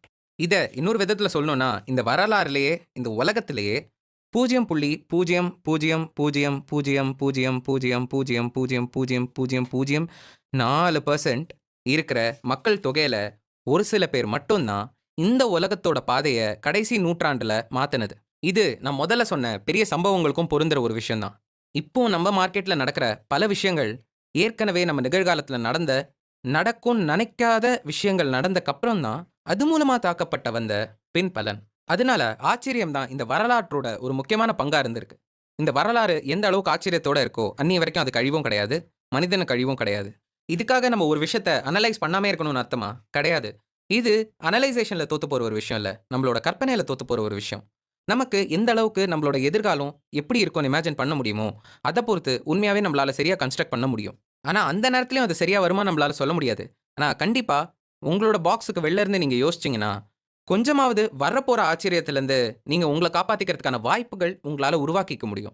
இதுவரைக்கும் நடந்த அத்தன ஆச்சரியங்கள்ல இருந்தும் நம்ம கத்துக்க வேண்டிய ஒரு பாடம் என்னன்னா, இந்த உலகமே ஒரு பெரிய ஆச்சரியமான சம்பவம் தான். நம்ப எதுக்கு திட்டம் போட்டு தயாரா இருந்தாலும், நம்பளோட எதிர்காலம் எப்படி வேணா இருக்கலாம் அப்படின்றதுக்கும் தயாரா இருக்கணும்.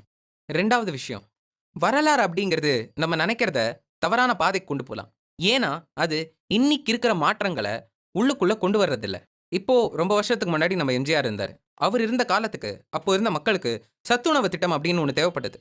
இன்னிக்கு அது தேவைப்படலன்னு நான் சொல்ல மாட்டேன். ஆனா, இன்னிக்கு இருக்கிற நிலைமைக்கு, இன்னிக்கு இருக்கிற சமூக உயர்வுக்கும், மக்களுக்கும் இப்போ அது ஒரு தேவைப்படாத ஒரு விஷயமா இருக்கு. ஏன்னா, அது ஏற்கனவே செய்யப்பட்டுட்டு தான் இருக்கு, பலவிதமான தலைவர்கள்னால. இப்போ அடுத்தது நம்ம என்ன செய்ய போறோம்ன்றத பத்தி தான் நம்ம யோசிக்கணுமே தவிர, ஏற்கனவே என்ன செஞ்சோன்றத வச்சு, இப்போ அதே விஷயத்த செஞ்சா, அது இந்த சமுதாயத்துக்கும் பலன் இல்ல, நமக்கும் பயன் இல்ல.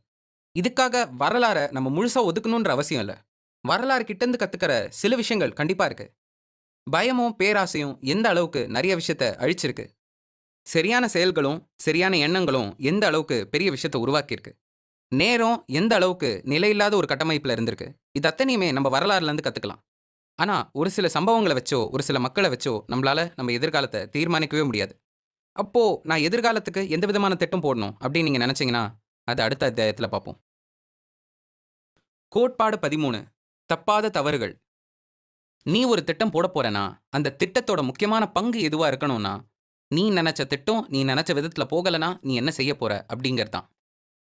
நம்ப இப்போ காச பத்தி எதிர்பார்க்காத ஒரு இடத்துல இருந்து கத்துக்கலாம். கெசினோஸ். இப்போதான் கொஞ்ச நேரத்துக்கு முன்னாடி கெசினோஸ் எவ்வளோ ஆபத்தான இடம் அப்படின்னு நம்ம பார்த்தோம். ஆனா, அந்த கெசினோஸ்ல நடக்கிற ஒரு சில விஷயங்கள வச்சு, நம்ம காச எப்படி பயன்படுத்தணும் அப்படின்றத புரிஞ்சுக்கலாம். எல்லா விதமான கேசினோஸ்லயும் ஒரு முக்கியமான கேம் இருக்கு. அந்த கேம் பேரு பிளாக் ஜாக். பிளாக் ஜாக்கோட ரூல்ஸ் எல்லாம் வந்து ரொம்ப சிம்பிள். நம்ம டீலர் அடுத்தது எந்த கார்டு எடுக்க போறாங்களோ, அந்த கார்ட நீங்க கண்டுபிடிச்சா போதும். ஆனா, அதுல ஒரு முக்கியமான விஷயம் இருக்கு. ஒவ்வொரு கார்டுக்குமே நீங்க பெட் கட்டணும். அது மட்டும் இல்லாம 52 கார்டுல எந்த கார்டு முதல்ல வரும்ன்ற க்ளூ உங்களுக்கு கிடையவே கிடையாது. ஆனா, இதுல ஒரு சின்ன ட்ரிக் இருக்கு. அந்த ட்ரிக் என்னன்னு பார்த்தீங்கன்னா, ஒவ்வொரு கார்டா டீலர் எடுத்து வைக்க, ஏற்கனவே வந்த கார்டு என்னன்னு உங்களுக்கு ஞாபகம் இருந்ததுன்னா, அந்த கார்டு உங்களுக்கு திருப்பி வர்றதுக்கான வாய்ப்பு கிடையாது. அப்போ மீதி இருக்கிற கார்டு என்னன்னு நீங்க கண்டுபிடிக்கிறதுக்கான வாய்ப்புகள் கொஞ்சம் கொஞ்சமா அதிகமாகும். இந்த கேம்ல ஜெயிச்ச பல பேர், இந்த கேம்ல ரொம்ப நாளா நல்லா ஆடிட்டு இருக்கிற பல பேருக்கு இருக்கிற ஒரு முக்கியமான குணம், பணிவு. அந்த கேம் ஆடின எல்லாருக்குமே தெரியும். கடைசி 2 கார்டு இருக்கும்போது கூட, அவங்க தவறு செய்யறதுக்கான வாய்ப்பு நெறைய இருக்கு.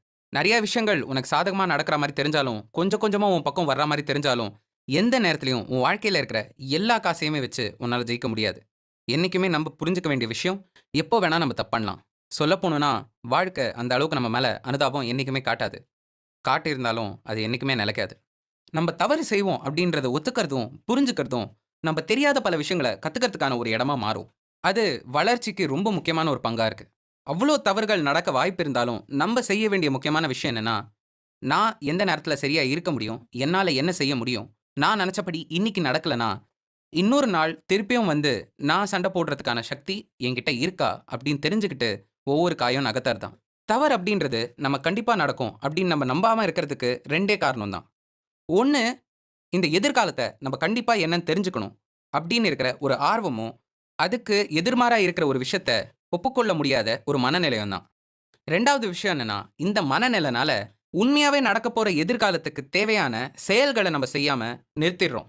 தவறு அப்படின்ற ஒரு விஷயத்த நம்ம ரொம்பவே கீழ தள்ளி வச்சிருக்கோம். சொல்லப் போணும்னா, அது பாராட்டுறதே இல்ல. நம்ம வாழ்க்கையில தவறுன்னு ஒண்ணு நடந்தா தான், ஏற்கனவே என்ன பிரச்சனை இருக்கு? அந்த பிரச்சனைக்கு என்ன முடிவு தீர்க்கலாம்? அது மட்டும் இல்லாம, வித்தியாசமாவும் எளிமையான முடிவு என்ன இருக்குன்றத பத்தியே நம்ம யோசிப்போம். இது பில் கேட்ஸ் மாரி ஆளுங்க எதிர்காலத்திலே பார்த்தவங்க. பில் கேட்ஸ் ஒரு தடவ மைக்ரோசாஃப்ட்க்கு நான் 1 வருஷத்துக்கு தேவையான காச சேர்த்து வச்சிருவேன். 1 வருஷம் மைக்ரோசாஃப்ட்க்கு லாபமே வரலனா கூட, என்னோட கம்பெனி அந்த காசு மூலமா தானாவே நடக்கணும் அப்படின்னு சொன்னாரு. அதே மாரி தான் வாரன் பஃபெட்டும். எத்தன கோடி ரூவா நான் சம்பாதிச்சாலும், கண்டிப்பா நைட்டு தூங்கும்போது கொஞ்சம் எக்ஸ்ட்ரா ப்ராஃபிட் வர்றதுக்காக நான் ட்ரேடிங்கே பண்ண மாட்டேன் அப்படின்னு சொன்னாரு. இப்போ இது நமக்கு காசு ரீதியா எங்க பயன்படும்னு பார்ப்போம். இப்போ நீங்க ஒரு இன்வெஸ்டரா இருக்கீங்க. இன்வெஸ்ட்மென்ட் பண்ணியிருக்கீங்க. ஆனா உங்களோட இன்வெஸ்ட்மெண்ட்ஸ்ல ஒரு 30% டிக்ளைன் இருக்கு அப்படின்னு வச்சுக்கோங்க. உங்களால அத அக்செப்ட் பண்ணிக்க முடியுமா? ஒரு ஸ்ப்ரெட் ஷீட் வைஸ் பார்த்தீங்கன்னா, 30%ன்றது ரொம்ப கம்மி தான். கண்டிப்பா நம்மளால ஒத்துக்க முடியும். ஏற்கனவே நம்மகிட்ட ஒரு நல்ல கேஷ் ஃப்ளோ இருக்கு. அது மட்டும் இல்லாம நம்மளால நம்மளோட பில்ஸ கட்ட முடியும் அப்படின்னு இருந்தா, கண்டிப்பா ஒத்துக்கக்கூடிய ஒரு விஷயம் தான். நான் இங்க சொல்றது ரொம்ப ஈஸி. ஆனா உண்மைய சொல்லுங்க, மன ரீதியா அந்த நிலைமையில எப்படி இருப்பீங்கன்னு. நம்ப பலவிதமான இன்வெஸ்டர்ஸ பார்த்திருக்கோம். ஏன் நம்ப கூட சில நேரங்கள்ல சில விஷயங்கள் நம்ம நெனச்சபடி நடக்கலனா, அந்த இடத்துல இருந்து நம்ம குவிட் பண்ணிட்டு வர்றது அப்படின்றது ஒரு இயல்பான சம்பவம் தான். ஸ்ப்ரெட்ஷீட் நமக்கு 1000 கதை சொன்னாலும், நம்ப எடுக்கிற பலவிதமான முடிவுகள் நம்மளோட மனச பொறுத்து தான். இப்போ நீங்க ரிட்டயர்மென்ட்க்கு காசு சேர்க்கிறீங்கன்னு வச்சுப்போம். ரிட்டயர்மென்ட்க்கு இன்னைக்கு காசு சேர்க்கும்போது, நம்ப என்னென்ன பிளான் வேணா போடலாம். ஒரு மியூச்சுவல் ஃபண்ட் பிளான், ஒரு சிட் ஃபண்ட் பிளான், ஒரு இன்சூரன்ஸ் ஸ்கீம், ஒரு போஸ்ட் ஆஃபிஸ் ஸ்கீம், இந்த மாதிரி நம்ம கிட்ட நெறைய ஆப்ஷன்ஸ் இருக்கு. ஆனா ஒரு டவுட். இந்த ஆப்ஷன்ஸ் இருந்தாலும், நீங்க ரிட்டயர் பண்ணும்போது, அப்போ இருக்கிற எக்கனாமி பொறுத்து, இல்லன்னா அப்போ இருக்கிற சூழ்நிலை பொறுத்து, நீங்க நெனச்ச காசு உங்க கையில வரலனா, நீங்க என்ன பண்ணுவீங்க? இந்த காசு இனிமே ரீகெயின் ஆயி உங்க கைக்கு எப்ப வேணா வரலாம். நீங்க பொறுமையா இருக்க தயாரா இருந்தா. ஆனா, நீங்க நெனச்ச நேரத்துல உங்களால ரிட்டயர் ஆக முடியாது. இதுதான் தவறுகள கையில வச்சுக்கிறதுக்கான ஒரு முக்கியமான காரணம். இப்போ தவறுன்ற கான்செப்ட்டோட ஒரு குடும்பத்தாரோட நம்ம பேசுவோம். நம்பிக்கை. நம்ப ஏற்கனவே இதெல்லாம் பார்த்து பயப்படலாம். ஆனா பயம்ன்றது முக்கியம் இல்ல. நம்ம கத்துக்கணும்ன்றது தான் முக்கியம். நம்பிக்கை இல்லன்னா, நம்பளால அடுத்த படிக்கு வளர முடியாது. நம்ப கண்டிப்பா அடுத்தடுத்த படிகளுக்கு ரிஸ்க் எடுத்து தான் ஆகணும். ஆனா, உங்கள மொத்தமா முடிக்கிற அளவுக்கு எடுக்கிற ரிஸ்க் எதுவுமே வொர்த்தே கிடையாது. நீங்க எடுக்கிற ரிஸ்க் என்னைக்குமே கொஞ்சமாவது கால்குலேட்டிவா இருக்கணும். ஏன்னா, ரிஸ்க் எப்பவுமே நமக்கு திருப்பி தருமா அப்படின்னு சொல்ல முடியாது. ஆனா, நம்ம ரிஸ்க் கிட்ட இருந்து திருப்பியும் வாங்குற வரைக்கும் நம்ம ரிஸ்க் எடுக்கிற அளவுக்கு நம்ம தயாராவும் இருக்கணும். அந்த நிலைமையில இருக்கணும். அதுக்கு ஈசியஸ்ட் எக்ஸாம்பிள் சொல்லணும்னா, இன்னைக்கு உன் கையில ரூ. 1000 இருக்குன்னா, நீ வெறும் ரூ. 10 வச்சு உன்னோட வாழ்க்கைய ரிஸ்க் எடுக்கிறேன்னா, அடுத்த 100 தடவ உனக்கு அந்த ரிஸ்க் எடுக்கிறதுக்கான ஆப்பர்ச்சுனிட்டி உன் கையில இருக்கு. ஆனா, அதே நேரத்துல அந்த ரூ. 1000 வச்சு நீ ரிஸ்க் எடுக்கிறேன்னா, ஒரே ஒரு முறை தான் உன்னால அந்த ரிஸ்க் எடுக்க முடியும். ஒரு சில பணத்திட்டங்கள் மட்டும் தான் ஆபத்து அப்படின்ற விஷயத்த உள்ளடக்கி அடுத்த வேலைய எடுத்து வைக்கிற பணத்திட்டங்களா இருக்கு. அந்த திட்டங்கள் மட்டும் தான் உயிர் வாழுது. நம்ம வாழ்க்கையில நமக்கு தேவைப்படுற ஒரு முக்கியமான திட்டம் என்னன்னா, நம்ம திட்டம் நம்ம நெனச்சபடி போலனா, நம்ம என்ன பண்ண போறோம்ன்றது தான். இப்போ இத நம்ம வாழ்க்கையில எப்படி அப்ளை பண்ண போறோம்ங்கிறத அடுத்த அத்தியாயத்துல பார்ப்போம். கோட்பாடு 14 நீங்கள் மாறுவீர்கள். நீண்ட நாள் திட்டம் அப்படின்னு நம்ம போடுறது ரொம்ப கஷ்டமான விஷயம். ஏன்னா, நாளடைவுல நம்மளோட தேவைகளும், ஆசைகளும் மாறிக்கிட்டே வருது. நீங்க சாதாரணமா பார்த்தீங்கன்னா, நம்ம சின்ன வயசுல நம்ம ஒரு விஷயம் வேணும்னு கனவு கண்டிருப்போம். அது ஒரு டாயா இருக்கட்டும், இல்லன்னா ஒரு காரா இருக்கட்டும். அது ஓட்டுறது செமையா இருக்கும். நான் இந்த வேலை செஞ்சா செமையா இருக்கும் அப்படின்னு எதிர்பார்த்திருப்போம். ஏன் ஒரு ஸ்வீட் ஷாப்ல கூட நம்ம வேலை செய்யணும்னு எதிர்பார்த்திருக்கலாம். ஏன்னா, எப்பவுமே ஸ்வீட் சாப்பிட முடியும்னு சொல்லிட்டு. இதுவே பல நாள் போக, நம்ப ஓரளவுக்கு ஒரு டீனேஜர் ஆகும்போது, நம்மளோட தேவைகளும், நம்மளோட வேலைகளும் வேற மாரி வேணும்னு எதிர்பார்ப்போம். நம்ப வேலைய பார்த்து, நம்ப சுத்தி இருக்கிற 4 பேர் நம்ம மேல மரியாதை வைக்கணும்னு நம்ம எதிர்பார்ப்போம். அது மட்டும் இல்லாம நெறைய காசு வேணும்னு எதிர்பார்ப்போம். ஆனா, இதுவே நம்ம கல்யாணம்னு ஒண்ணு ஆச்சுன்னா, நம்மளோட வாழ்க்கைக்கு தேவையான காசு எங்க கிடைக்குமோ, அத நோக்கி ஓடுவோம். இந்த மாதிரி ஒவ்வொரு கட்டத்திலயும், ஒவ்வொரு இடத்துலயும் நம்மளோட வாழ்க்கை மாறிட்டே இருக்கும். அத பொறுத்து நம்ம என்னைக்குமே நம்மளோட திட்டங்கள பண்றதே இல்ல. நமக்கு ஒரு விஷயம் வேணும்னு நெனச்சோம்னா, அத அடையறதுக்கான பாதையில இவ்ளோ விஷயங்கள் குறுக்க வரும்ன்றது நம்ம யோசிக்கிறதே இல்ல. அது அடையறது ஒரு சாதா விஷயமா இருந்தாலும் சரி, இல்ல ரொம்ப பெரிய விஷயமா இருந்தாலும் சரி. எதா இருந்தாலும் ஈஸியா கிடைக்காது அப்படின்றத நம்ம புரிஞ்சுக்க வேண்டியது ரொம்ப முக்கியமான விஷயம். இதோட தாக்கம் நம்மளோட காசு வாழ்க்கையில ரொம்பவே அதிகமா நடக்குது. நீண்ட நாள் பொருளாதார திட்டம் ரொம்பவே நமக்கு முக்கியமான விஷயம் தான். இல்லன்னு சொல்ல மாட்டோம். ஆனா, நம்பளும் நம்மள சுத்தி இருக்கிற உலகமும் என்னைக்குமே மாறிட்டே இருக்கு அப்படின்றத நம்ம புரிஞ்சே ஆகணும். இன்னும் சொல்லணும்னா, நம்ம பழைய அத்தியாயத்துல பேசின மாரி, எதிர்காலத்துல என்ன நடக்கும்னு நம்மளால சொல்லவே முடியாது. ஹார்வர்டோட சைக்காலஜிஸ்ட் டேனியல் கில்பிரெட் ஒரு முக்கியமான விஷயம் சொல்றாரு. இங்க இருக்கிற எல்லாருமே ஒரு இல்யூஷனோட நடக்கிறோம். அதாவது நம்ம கண்ண கட்டிட்டு நடக்கிறோம். இந்த வரலாறும் நம்ம முடிவும் நம்மள எந்த மனுஷனா மாத்தணும்னு நினைக்குதோ அந்த மனுஷனா நம்ம மாறிடுவோம் அப்படின்ற இருக்கிற நம்பிக்கை தான். ஆனா அதுல ஒரு முக்கியமான விஷயம், அந்த மாற்றம் உண்மையாவே நம்மளுக்கு தேவையா? அது மட்டும் இல்லாம அந்த நேரத்துல நம்ம அந்த மனுஷனா இருக்கும்போது நமக்கு உண்மையாவே என்ன தேவை இருக்கும்? நம்ம ஒவ்வொரு தடவையும் யாரா மாறணும்னு நினைச்சு ஒரு சில முடிவுகளை எடுக்கிறோமோ அந்த முடிவுகளை நினைச்சு நம்ம உண்மையாவே சந்தோஷப்படுறது இல்ல. 30 வயசுல நம்ம டிவோர்ஸ் வாங்க ஓடுறோம், ஆனா 20 வயசுல கல்யாணமாக ஓடுறோம். 15 வயசுல டாட்டூ வேணும்னு நினைக்கிறோம், ஆனா 25 வயசுல அந்த டாட்டூ அழிக்கவும் நினைக்கிறோம். 40 வயசுல நம்ம காசு சம்பாதிச்சா போதும்னு நினைக்கிறோம், ஆனா 50 60 வயசுக்கு மேல காசு சம்பாதிக்கிறத நிறுத்தினா போதும்னு நினைக்கிறோம். இப்படி நம்மளோட தேவைகளும் நம்மளோட மாற்றங்களும் அடிக்கிட்டே போலாம். சார்லி மங்கர் சொல்ற ஒரு முக்கியமான ஃபைனான்ஷியல் பிளான் என்னன்னு பார்த்தீங்கன்னா, எந்த காரணத்துக்கு கொண்டும் நம்ம நீண்ட நாளுக்கு போட்ட காசை பல மடங்கு ஆறத தடுக்கவே கூடாது. ஆனா, இத்தனை மாற்றங்கள் இருக்கிற நம்மளோட வாழ்க்கையில நம்மளால எப்படி அதை செய்யாம இருக்க முடியும்? ரொனால்ட் ரீட் அப்படின்ற ஒரு பெர்சனால அதை செய்ய முடிஞ்சது. அதை செஞ்சதுனால தான் அவரோட இறப்புல அவ்வளோ பெரிய பணக்காரன் ஆனாரு. நம்ம வாழ்க்கையில பல பேர் நம்மள சுத்தி கம்மியான சம்பளம் வச்சு சந்தோஷமா இருக்கிறவங்க கண்டிப்பா இருக்காங்க. ஆனா அதே நேரத்துல தேவைன்னு நினைச்சு நிறைய விஷயத்த மாத்தி மாத்தி ஆடம்பரத்தை வாங்கி எவ்வளோ சம்பளம் இருந்தாலும் சந்தோஷம் இல்லாத வாழ்க்கை வாழ்றவங்களும் பல பேர் இருக்காங்க. ஆனா இங்க என்ன பிரச்சனைனா, அந்த ஆடம்பரமோ, பொருளோ, இல்லன்னா உங்களுக்கு நடக்கிற செலவோ, இது ஒவ்வொரு நபருக்குமே தனிப்பட்ட விஷயமா இருக்கு. இந்த மாற்றத்துல இருந்தும், இந்த பிரச்சனையில இருந்தும் நம்மள காப்பாத்திக்கிறது ரொம்பவே கஷ்டமான விஷயம் தான். ஆனா இதுக்கு நம்மளால ஏதாவது செய்ய முடியுமானா, ஒரு 2 வழி இருக்கு. நம்ம எப்பவுமே கத்தியோட 2 கூர் முனையில நிக்கக்கூடாது. ரொம்ப கம்மி சம்பளத்துல என்ன நடந்தாலும் வாழ்க்கைய ஓட்டிறலான்னும், இல்லன்னா அதிக காசு இருந்தா வாழ்க்கை என்ன நடந்தாலும் சந்தோஷமா இருக்கும்னும் நெனச்சிறக்கூடாது. ஒரு பக்கம் நீங்க கம்மி சம்பளத்தோட இருந்தீங்கன்னா, நாள் பட உங்களுக்கு வயசாக ரிட்டயர்மென்ட் அப்படின்னு ஒண்ணு வரும்போது, உங்க கையில காசே இல்லாம போகறதுக்கான வாய்ப்பு இருக்கு. உங்களோட தேவைகள் கம்மியா இருக்கும். ஆனா அதே நேரத்துல, மாறுற இந்த உலகத்துக்கு உங்களால மாத்திக்க முடியாம போயிடும். ஆனா காச மட்டுமே நீங்க நெனச்சு ஓடுனீங்கன்னா, பல விஷயங்கள் இந்த வாழ்க்கையில இழப்பீங்க. நேரத்தையும் சேர்த்து. ஒரு முறை அந்த நேரம் போச்சுன்னா, உங்களால திரும்பி பார்க்கும்போது, எவ்வளவு காசு சம்பாதிச்சிருந்தாலும், அத பெறவே முடியாது. ஒரு முக்கியமான விஷயம் ஞாபகம் வச்சுக்கோங்க. காசால நேரத்த கட்டுப்படுத்த மட்டும் தான் முடியும். நிறுத்த முடியாது. நேரம் என்னைக்குமே ஓடிட்டே இருக்கும்.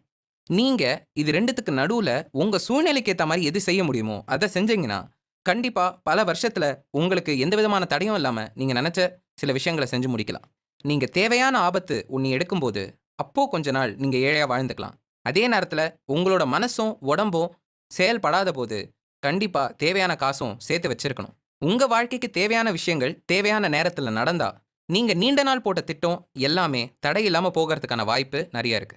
உங்களால எத்தன நாள் மாறிக்கிட்டே இருக்கிற இந்த வாழ்க்கையில நிலையா நிக்க முடியுதோ, அதுக்கேத்த மாதிரி உங்களுக்கு வர வேண்டிய விஷயம் பல மடங்கா வரும். ஆனா, இதிலயும் ஒரு முக்கியமான படி ஒண்ணு இருக்கு. அதுதான் 2வது விஷயம். நம்ம மனசு எப்பவுமே மாறிட்டே இருக்கு அப்படிங்கிறத நம்ம புரிஞ்சுக்கணும். இத என்னைக்கு நமக்குள்ள ஒத்துக்கிறோமோ, அன்னைக்கு தான் நம்மளால அடுத்த படிய எடுத்து வைக்க முடியும்.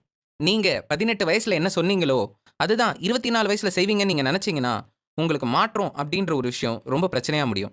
அமெரிக்கால 27% மக்கள் மட்டும் தான் அவங்க படிச்ச படிப்புக்கு ஏத்த வேலை பார்த்துட்டு இருக்காங்க. இது அமெரிக்கால மட்டும் இல்ல, உலகம் பூரா நடக்கிற ஒரு உண்மை சம்பவம் தான்.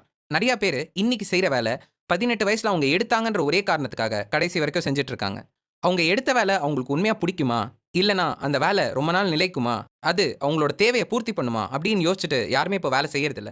எந்த நிமிஷம் அவங்களோட மாற்றத்த அவங்க ஒத்துக்கிறாங்களோ, அந்த நிமிஷம் அவங்க அடுத்தது என்ன செய்யலான்றத பார்த்துட்டு நகர்ந்துட்டே போலாம். இதனால அவங்க செலவழிக்க போற நேரத்த காப்பாத்திக்கலாம். நம்ம வாழ்க்கையில எந்த திட்டத்த போட்டாலும், நம்ம போடுற திட்டம் நம்ம வருங்காலத்துல வருத்தப்படாம வைக்கணுன்றத மட்டும் தெளிவா புரிஞ்சுக்கணும். நம்ம நீண்ட நாள் திட்டம் போட்டாலும், ஒரு சில விஷயங்கள் பல மடங்கா மாறுனாலும், அது மாறுறதுக்கு ஒரு பரிசு இருக்கு. அது என்னன்னு அடுத்த அத்தியாயத்துல பார்க்கலாம். கோட்பாடு 15. இங்கு எதுவும் இலவசம் இல்லை. இங்க இருக்கிற எல்லாத்துக்குமே ஒரு பரிசு இருக்கு. ஆனா, எல்லா பரிசுமே நம்ம கண்ணுக்கு தெரியறதில்ல. இங்க இருக்கிற எல்லாத்துக்குமே பரிசு இருக்கு. அது காசு உலகத்துல ரொம்ப முக்கியமான விஷயமா இருக்கு. காசு உலகம்னு சொல்றத விட, உலகத்துல காசுக்கு ரொம்ப முக்கியமான விஷயம் இருக்கு. ஏன்னா, காசு இல்லாம நம்ம எங்கேயுமே போறதில்ல. ஆனா, அதிலயும் முக்கியமான விஷயம், நம்ம இத எல்லாமே காசு குடுத்து மட்டும் வாங்குறதில்ல. அதுக்கேத்த விலை நமக்கு ஒரு சில அனுபவங்கள் கழிச்சு தான் நமக்கு புரியும். 2004ல இந்த உலகத்திலேயே பெரிய கம்பெனியா இருந்தது. General electric. அந்த கம்பெனியோட வொர்த் அந்த நேரத்துல $250 பில்லியன் இருந்தது. ஆனா 2008க்கு அப்புறம் எல்லாமே தலைகீழா மாறியாச்சு. அவங்க போட்டிருந்த பெட்ரோல், எலக்ட்ரிக், ஆயில் அது மட்டும் இல்லாம எல்லா விதமான பாண்ட்ஸும் 0க்கு போச்சு. 2007லேருந்து 2018க்குள்ள அவங்களோட ஸ்டாக் வேல்யூ $40லேருந்து $7 வரைக்கும் கம்மியாயிடுச்சு. 2017ல ஜெஃப் மில்லட் அந்த கம்பெனியோட சிஇஓ அந்த பதவியை விட்டு விலகினாரு. ஜெஃப் மில்லட் தான் இது நடந்த எல்லாத்துக்குமே காரணம்னு மக்கள் சொல்லி சொல்லி அவர் அந்த பதவியை விட வேண்டியதா இருந்தது. ஆனா ஜெஃப் மில்லட் விட்டு போகும்போது ஒரு முக்கியமான விஷயம் சொன்னாரு. எல்லாருக்குமே ஒரு வேலைய பத்தி பேச சுலபமா தான் இருக்கும். அவங்க அந்த வேலைய செய்ற வரைக்கும். இது நம்ம சுத்தி இருக்கிற மக்களுக்கு எந்த அளவுக்கு உண்மைன்றது புரிஞ்சுக்கிறது ரொம்ப கஷ்டமா இருக்கு. நெறைய விஷயம் நம்ம தியரிட்டிக்கலா சொல்லலாம். ஆனா, பிராக்டிகலா பார்த்தோம்னா, வாழ்க்கையில ஒரு விஷயத்த நம்ம அனுபவிக்கும்போது, நம்ம உணர்ச்சிகளே வேற மாரி தான் இருக்கு. இது இம்லெட்க்கு அடுத்த வந்த சிஇஓக்கு 14 மாசத்துல புரிஞ்சது. அவரும் அந்த வேலைய விட்டு 14 மாசத்துல விலகினாரு. இதிலிருந்து நம்ம புரிஞ்சுக்க வேண்டிய ஒரு விஷயம் என்னன்னா, இந்த வாழ்க்கையில எது நம்ம வேணும்னு நெனச்சாலும், அதுக்கு ஒரு பரிசு இருக்கு. வெற்றிக்கு கூட பரிசு இருக்கு. S&P 500 அப்படின்ற ஒரு ஸ்டாக் 119 மடங்கு மேல போச்சு. 50 வருஷத்துல. நம்ம எல்லாமே செஞ்சிருக்க வேண்டியது, கொஞ்சம் காசு அதுல போட்டு 50 வருஷத்துக்கு எதுவுமே செய்யாம வெயிட் பண்ண வேண்டியது தான். ஆனா உண்மையாவே நம்மளால அது முடியுமா? நெறைய பேர் சொல்லுவாங்க, "ஸ்டாக்ஸ நீண்ட நாளைக்கு கையில புடிச்சு வச்சுக்கோங்க" அப்படின்னு. ஆனா உண்மையாவே அது செய்ற அளவுக்கு நமக்கு பொறுமை இருக்கா? நம்ப வாழ்க்கையில வெற்றி பெறணும்னா, அதுக்கு ஒரு பரிசு இருக்கு. ஆனா அந்த பரிசு காசு மூலமா வராது. நம்ம குடுக்க வேண்டிய பரிசு எதுவா இருக்கும்னா, நம்மளோட பயம், நம்மளோட இழப்பு, நம்மளோட வருத்தம், அது மட்டும் இல்லாம நம்மளோட நேரம்னு நெறைய விஷயங்கள நம்ம குடுக்க வேண்டியதா இருக்கும். உங்களுக்கு மினிமம் 11% ஆனுவல் ரிட்டர்ன்ஸ் ஒரு வருஷத்துக்கு இருக்குன்னா, நீங்க நிம்மதியா ரிட்டயர்மென்ட்க்கு பிளான் பண்ணலாம். கவலையே பட தேவையில்ல. ஆனா இந்த உலகம் அவ்ளோ நல்ல உலகமா? கண்டிப்பா கிடையாது. இப்போ நீங்க ஒரு புது கார் வாங்கணும்னு ஆசைப்படுறீங்கன்னா, 3 விஷயம் பண்ணலாம். 1 அத காசு குடுத்து வாங்க முடியும். 2 அது குடுக்குற அளவுக்கு காசு இல்லன்னா, அத விட கம்மி விலையில வேற ஒரு கார் பார்க்கலாம். 3வது அந்த கார திருடலாம். கண்டிப்பா 99% பேர் அந்த கார திருட மாட்டாங்க. அவங்களுக்கு அத திருடக்கூடாதுன்ற நல்ல எண்ணத்துலலாம் கிடையாது. ஆனா, அத திருடுனா, அதுல வர்ற இழப்பு லாபத்த விட அதிகம். அதனால தான். இந்த மாதிரி இந்த உலகத்துல எல்லா விஷயத்துக்கும் ஒரு விதமான விலை இருக்கு. அந்த விலைய என்னைக்கு புரிஞ்சுக்கிறோமோ, அப்போ உண்மையாவே நம்ம வாழ்க்கைக்கு என்ன தேவை, என்ன தேவையில்ல அப்படின்றத நம்மளால புரிஞ்சுக்க முடியும். இப்போ நம்ம திருப்பியும் ஜெனரல் எலக்ட்ரிக்ஸ் கம்பெனி கிட்டே போலாம். GEல என்ன நடந்ததுன்னா, GEயோட பழைய சிஇஓ ஜாக் வெல்ச் அவரால தான் GEக்கு வந்த ஃபுல் எக்கனாமிக் கிராஷ் 2018ல நடந்தது. எப்படின்னு எப்படின்னு பார்க்குறீங்களா? ஜாக் வெல்ச் என்னைக்குமே வால் ஸ்ட்ரீட் என்ன அனலைஸ் பண்ணுதோ, அத விட அதிகமான ஸ்டாக் அத விட அதிகமான ஸ்டாக் மார்க்கெட் பிரைஸ் ஒவ்வொரு வருஷமும் எப்படியாவது குடுத்துட்டு இருந்தாரு. அது எப்படின்னு பார்த்தீங்கன்னா, அவரோட எண்ட் யூசர் சேல்ஸ்க்கு பதிலா, அவரோட சொந்த டீம்மேட்ஸ், கம்பெனிஸ் அது மட்டும் இல்லாம, தெரிஞ்ச மத்த பீப்பிள்க்கே அந்த வெஹிக்கிள அதிகமா சேல்ஸ் காட்டிட்டே இருந்தாரு. அந்த சேல்ஸ் எஸ்டிமேஷன் நியூஸ் பேப்பர்ஸ்லயும், மீடியா வைடும் கன்டினியூஸா வந்துட்டே இருந்தது. இதனால GEயோட ஸ்டாக்ஸும் கம்ப்ளீட் ரைஸ்ல இருந்தது. எந்த விதமான சேஞ்சும் இல்லாம. ஆனா, அதுக்கு பின்னாடி வந்த அன்சர்டனிட்டிய பீப்பிள் யாருமே பார்க்கல. சொல்லப் போணும்னா, ஜாக் வெல்ச் கூட இத பத்தி எதுவுமே யோசிக்காம அவரோட புக்லயே எழுதியிருக்காரு. ஆனா, நம்ம சொன்ன மாரி எல்லாத்துக்குமே ஒரு பரிசு உண்டு. அந்த பரிசு தான் கடைசியில வந்த 2008 கிராஷ். அண்ட் அந்த பரிசுல சிக்கினவரு ஜாக் எமிலட் கூடயும். GEயோட ஹிஸ்டரி அங்க இருந்த பீப்பிள்க்கும், அனலிஸ்ட்டுக்கும் ஒரு ஸ்மூத்தான, பிரெடிக்டபிள் மார்க்கெட்ட காட்டுன மாரியே ஒரு இல்லூஷன கிரியேட் பண்ணுது. அதாவது எந்த விதமான பிரைஸும் இல்லாம குரோத் இருக்கிற மாரி. ஆனா, இது மக்களுக்கு புரிஞ்சிருக்காதா?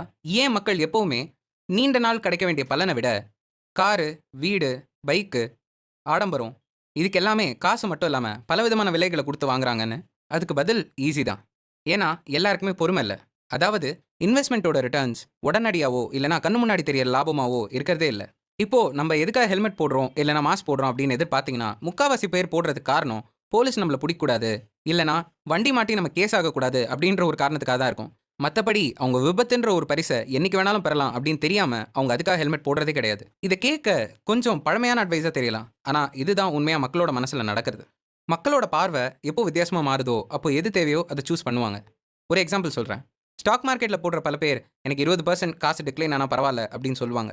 ஆனா உண்மைய சொல்லணும்னா, அது அவங்களுக்கு டிக்ளைன் ஆகும்போது தான் அது எவ்வளோ வலிக்கும்னு அவங்களுக்கு தெரியும். டிக்ளைன் ஆகும்போதும் யாரெல்லாம் பேசினாங்களோ, அதுல முக்காவாசி பேர் காச வெளில எடுக்க தான் செய்றாங்க. போன வருஷம் டிஸ்னிலாண்டுக்கு மட்டும் 18 மில்லியன் பீப்பிள் பார்க்க போயிருக்காங்க. டிஸ்னிலாண்டோட ஒரு ஆவரேஜ் டிக்கெட் $100 அதாவது ரூ. 7,000. அந்த ஒரு சின்ன அனுபவத்துக்காக ரொம்ப தூரம் டிராவல் பண்ணி அந்த ரூ. 7,000 செலவு பண்றதுக்கு மக்கள் யோசிக்கிறது கிடையாது. இதே மனநிலைமையில நீங்க ஸ்டாக் மார்க்கெட்ட பார்த்தா, ஸ்டாக் மார்க்கெட்ல மேல இறங்குறதும், கீழ போறதும் தான் உங்களோட பரிசே.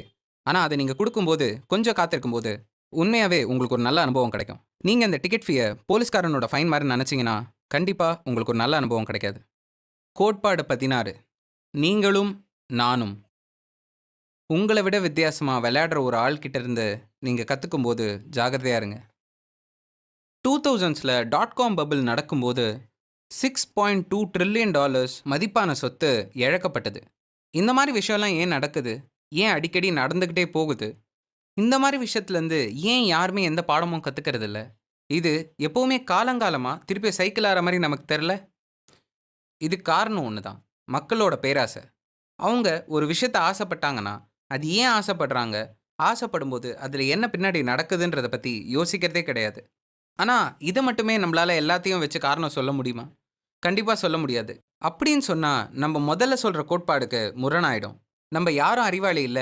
எல்லாருமே தெரியாம தான் அவங்களோட முடிவு எடுக்கிறாங்கன்றது நம்ம முதலே ஒத்துக்கிட்டோம். அவங்களுக்கு கிடைச்சதெல்லாம் ரொம்ப கம்மியான ஒரு இன்ஃபர்மேஷனை வச்சு, ஆனால் அதுக்கு பின்னாடி எந்த விதமான லாஜிக்கும் இல்லாமல் எடுக்கிற டெசிஷன்ஸ் தான்.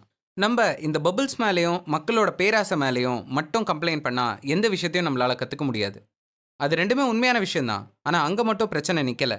இங்கே இருக்கிற எல்லாருமே வாழ்க்கையில் ஏதோ ஒரு விஷயத்த நம்ம சொந்தமாக்கிக்க தான் செய்கிறோம். ஆனால் நம்ம சொந்தமாக்கிக்கிற விஷயம் எப்போவுமே வேல்யூவோட இருக்கணும்னு நம்ம எதிர்பார்க்கறது அநியாயமான விஷயம் இல்லையா? அதுதான் நம்மளோட காசுக்கு நடக்கிற ஒரு முக்கியமான விஷயம். ஒரு பக்கம் கீழே இறங்கினா ஒரு பக்கம் மேலே ஏற தான் செய்யும். பல கோடி பேர்னால ஒரு ஆளோட வாழ்க்கை வீணா போக வாய்ப்பு இருக்கு. அதே நேரத்தில் பல கோடி பேர் வாழ்க்கையில் அடி வாங்கும்போது அது மூலமாக ஒருத்தர் நினைக்க முடியாத அளவுக்கு சம்பாதிக்கிறதுக்கான வாய்ப்பும் இருக்கு. இந்த விஷயங்களை நம்ம கேள்வி கேட்கறது ஒரு போர் ஏன் நடக்குது அப்படின்னு கேள்வி கேட்குற மாதிரி. அது 1000 காரணத்துக்காக நடக்கலாம், 1000 விஷயங்களுக்காக நடக்கலாம். நம்மளால அதை நேரடியாகவும் தடுக்க முடியாது, அதை செய்யக்கூடாதுன்னு சொல்றதுக்கு நமக்கு உரிமையும் கிடையாது. இது நம்ம கேட்குற எல்லாத்துக்குமே பதில் தர்ற அளவுக்கு ஒரு ஈஸியான சப்ஜெக்ட்டும் கிடையாது. ஆனால் இது எல்லாத்தையுமே நம்ம சரியாக பார்க்காம எந்த இடத்துல தோற்று போகிறோன்னு கேட்டால் ஒரே இடத்துல தான். மற்றவங்க செய்கிறத பார்த்து நம்ம செய்கிற விஷயங்கள். தெளிவாக சொல்லணும்னா, வேற ஒரு விளையாட்டுக்காக விளையாடிட்டு இருக்கிற ஒரு முடிவை பார்த்து நம்ம எடுக்கிற முடிவுகள் தான். ஒரே ஒரு சின்ன ஐடியா தான். ஆனால் அந்த ஐடியா இங்கே இருக்கிற ஃபினான்ஸ் மார்க்கெட்டுக்கே ஒரு பெரிய டேமேஜ் பண்ணிகிட்ருக்கு. அது என்னன்னா, இங்கே இருக்கிற எல்லா சொத்துக்குமே ஒரே விலை தான். ஆனால் அதை வாங்குற ஒவ்வொருத்தருக்குமே வித்தியாசமான தேவைகளும் வித்தியாசமான நேரங்களும் இருக்குன்றது தான். இப்போது நீங்கள் உங்ககிட்டே கேட்டுக்கோங்க, ஒரு கூகுள் ஸ்டாக் எப்படி வாங்க போகிறீங்க? ஓகே, இது கொஞ்சம் சிம்பிளிஃபை பண்ணுவோம். நம்ம ஏன் ஸ்டாக்குக்கு போகணும்? சாப்பாடை வச்சு சொல்லலாம். நீங்கள் ஒரு கல்யாணத்துக்கு சமைக்க போகிறீங்கன்னா மூட்டை மூட்டையாக காயும் அரிசியும் இறக்குவீங்க. ஏன்னா அது ஒரு பெரிய பிஸ்னஸ், அங்கே பெரிய லாபம் இருக்குது. அது மட்டும் இல்லாமல் அதுக்கேற்ற வேலை 5லேருந்து 10 நாளாவது செய்வீங்க. ஆனால் அதே நேரத்தில் ஒரு வீட்டுக்கு தான் சமைக்க போகிறீங்கன்னா அடுத்த ஒரு வாரத்துக்கு தேவையான எல்லா பொருளும் வாங்கிப்பீங்க. ஏன்னா நீங்கள் அங்கே சமைக்க போகிறது 3-4 பேருக்கு தான். அதே நேரத்தில் நீங்கள் உங்களுக்கு மட்டும் சமைக்க போகிறீங்கன்னா 2-3 நாளைக்கு தேவையானதை மட்டும் வாங்கிட்டு எப்போ தேவையோ அப்போ மட்டும் சாப்பிட்டுப்பீங்க, ஒரு பேச்சுலராக இருந்தால். இதுவே நீங்கள் ஆஃபீஸில் இருக்கீங்க, இப்போ நீங்கள் நினச்சாலும் வீட்டுக்கு போய் சமைச்சு சாப்பிட முடியாது. உடனே பசிக்குது, லஞ்ச் டைம் ஆகுதுன்னா என்ன பண்ணுவீங்க?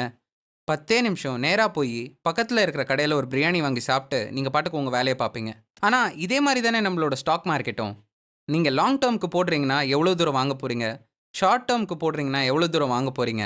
5 வருஷத்துக்கு கம்மியாக போட போகிறீங்கன்னா எவ்வளோ தூரம் வாங்க போகிறீங்க? 3 வருஷம், 2 வருஷம், ஒரே வருஷம், ஒரே மாதம், ஏன் ஒரே நாள் கூட வித்தியாசம் இருக்குல்ல? இது தவிர டே ட்ரேடிங் பண்ணுறவங்க இப்போலேருந்து அப்போ இருக்கிற ப்ரைஸுக்கு ஒரு 3 மணி நேரத்தில் காசை போட்டு வெளில எடுப்பாங்க. இப்படி ஒவ்வொரு மனுஷனுக்கும் ஒவ்வொரு விதத்தில் வித்தியாசமான தேவை இருக்கும்போது எப்படி உங்களால் வெறும் ஒரு ஸ்டாக் ப்ரைஸை வச்சும் ஒரு சில அனாலிசிஸ் வச்சும் பக்கத்தில் இருக்கிறவங்க என்ன செய்கிறாங்க அப்படின்றத வச்சும் உங்களால் எப்படி சம்பாதிக்க முடியும்? இதுதான் ஃபினான்ஸ் மார்க்கெட்டில் காலங்காலமாக நடக்கிற ரொம்ப பெரிய தப்பு. இன்னும் சொல்ல போகணுன்னா உங்களால் யாரையுமே முட்டாள்னு சொல்லவே முடியாது. ஏன்னா ஒரு முக்கியமான விஷயம், இப்போது லாங் டேர்மில் நீங்கள் ஒரு ஸ்டாக் வாங்குறீங்க. இது தவிர இன்னொரு டே ட்ரேடர் ஒருத்தர் இருக்கார். லாங் டேர்மில் ஸ்டாக் வாங்கி போடுற நீங்கள் ஒவ்வொரு நாளும் போய் அந்த ஸ்டாக் ப்ரைஸ் என்னன்னு பார்த்து அது இன்னைக்கு செல் பண்ணலாமா நாளைக்கு செல் பண்ணலாமான்னு யோசிச்சுட்டு இருக்கணுமா? கண்டிப்பாக கிடையாது. நீங்கள் எவ்வளோ முடியுமோ கண்ணை மூடிட்டு ஒரு இடத்துல உட்காந்து அது எப்போ வளருதோ அதுக்கேற்ற மாதிரி வளர விடணும், கரெக்டாக? ஆனால் அதே நேரத்தில் ஷார்ட் டேர்ம் பண்ணுற ஒரு பர்சன் கண்ணை மூடிட்டு இதை வெறும் வேடிக்கை பார்த்துட்டு இருக்க முடியுமா? கண்டிப்பாக கிடையாது. அவங்க காசு போட்டு போட்டு தினசரி அந்த லாபத்தை எடுத்துகிட்டே இருக்கணும். அப்போதான் அவங்களுக்கு ஒரு நிலை இருக்கும். ஸோ அவங்களோட கேம் ரூல்ஸும் உங்களோட கேம் ரூல்ஸும் ரொம்பவே வித்தியாசமானது. சிஎன்என்னோ சிஎன்பிசியோ இல்லைன்னா முக்கியமான ஒரு நியூஸ் சேனலோ இந்த ஸ்டாக்கை இந்த ப்ரைஸில் நீங்கள் இன்றைக்கி வாங்கலாம் அப்படின்னு சொன்னாங்கன்னா அது இருக்கிறதுலே பைத்தியக்காரத்தனமான ஒரு விஷயம். ஏன்னா நீங்கன்ற ஒரு வார்த்தை பின்னாடி எத்தனை வித்தியாசமான மக்கள் இருக்காங்கன்றது நம்ம புரிஞ்சுக்கிறது இல்லை. நம்ம புரிஞ்சுக்க வேண்டியது நம்ம எந்த காலகட்டத்தில் வாழறோம், நமக்கு உண்மையாகவே என்ன தேவை, அது மட்டும் இல்லாமல் நம்ம எந்த விதமான விளையாட்டை விளையாடிக்கிட்டு இருக்கோம் அப்படின்றத தெளிவாக புரிஞ்சுட்டு தான் நம்ம எதாக இருந்தாலும் செய்யணும். ஆனால் நம்ம எப்படி விளையாட போகிறோம் அப்படின்றத புரிஞ்சுக்கிறதுக்காக ஒரு சில ரிஸ்க் எடுக்கலாம், ஒரு சில விஷயங்களை நம்ம பின்தொடர்ந்து போகலாம். ஏன்னா சில நேரங்களில் நம்ம என்ன செய்யக்கூடாதுன்னு தெரிஞ்சால் அது என்ன செய்ய போகிறோன்றதை தெளிவாக காட்டும். இதெல்லாம் தெரிஞ்சால் மட்டுமே வாழ்க்கையாக இருந்தாலும் சரி, காசாக இருந்தாலும் சரி, நம்பிக்கையோட அந்த பயணத்தை நம்மளால் தொடர முடியும். கோட்பாடு 17. அவநம்பிக்கையின் மீதான ஈர்ப்பு. நம்பிக்கை அப்படின்றது யாரோ ஒருத்தர் உன்கிட்ட வியாபாரம் செஞ்சு ஒரு விஷயத்தை விற்கிற மாதிரி இருக்கும். ஆனால் அவநம்பிக்கைன்றது யாரோ ஒருத்தர் உனக்கு உதவி செய்ய போகிற மாதிரியே ஒரு பிம்பத்தை காட்டும். நம்பிக்கைன்றது நமக்கு ரொம்பவே ஒரு சந்தோஷமான விஷயம்தான். ஏன்னா, அது எழுந்து நம்மள ஒவ்வொரு நாளும் ஓட வைக்குது. ஆனா, அவநம்பிக்கைக்கு நம்ம மனசுல ஒரு தனி இடமே இருக்கு. அது எப்பவுமே நம்ம கூட இருக்கிற மாரியும், அது மட்டும் இல்லாம கேட்கறதுக்கு அறிவாளித்தனமாவும் இருக்கும். இந்த ஒரு காரணத்தினால நம்ம எல்லாருமே நம்பிக்கைய விட அவநம்பிக்கைக்கு தான் நெறைய மரியாதை தரோம்.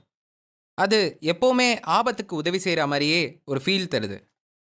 ஆனா, நம்ம புரிஞ்சுக்காத ஒரு முக்கியமான விஷயம் என்னன்னா, நம்பிக்கைன்றது நம்ப கை வைக்கிற எல்லாமே நல்லதா நடக்கும். நம்ப செய்ற எல்லா விஷயங்களும் நல்லதா நடக்கும்ன்றத நெனைக்கிறது கிடையாது.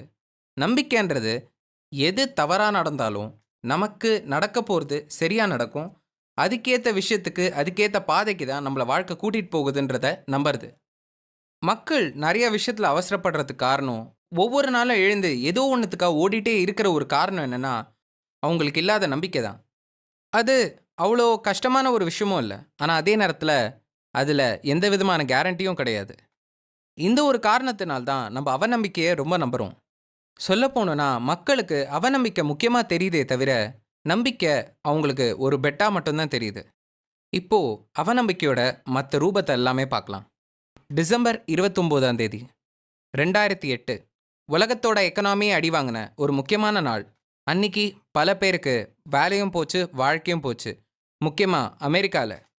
ஃபினான்ஸ்ல இருக்கிறதுலே பெரிய நியூஸ் பேப்பரான வால் ஸ்ட்ரீட் ஜர்னல் ஒரு ஸ்டோரிய பப்ளிஷ் பண்ணுச்சு. அந்த ஸ்டோரி இன்னி வரைக்கும் நம்ம கண்ணு முன்னாடி பார்க்கவே இல்ல. அதோட ஃப்ரண்ட் பேஜில் இகோர் பனார்ன்னு ஒரு ரஷ்யன் ப்ரொஃபசர் ஒரு story கொடுத்திருந்தாரு.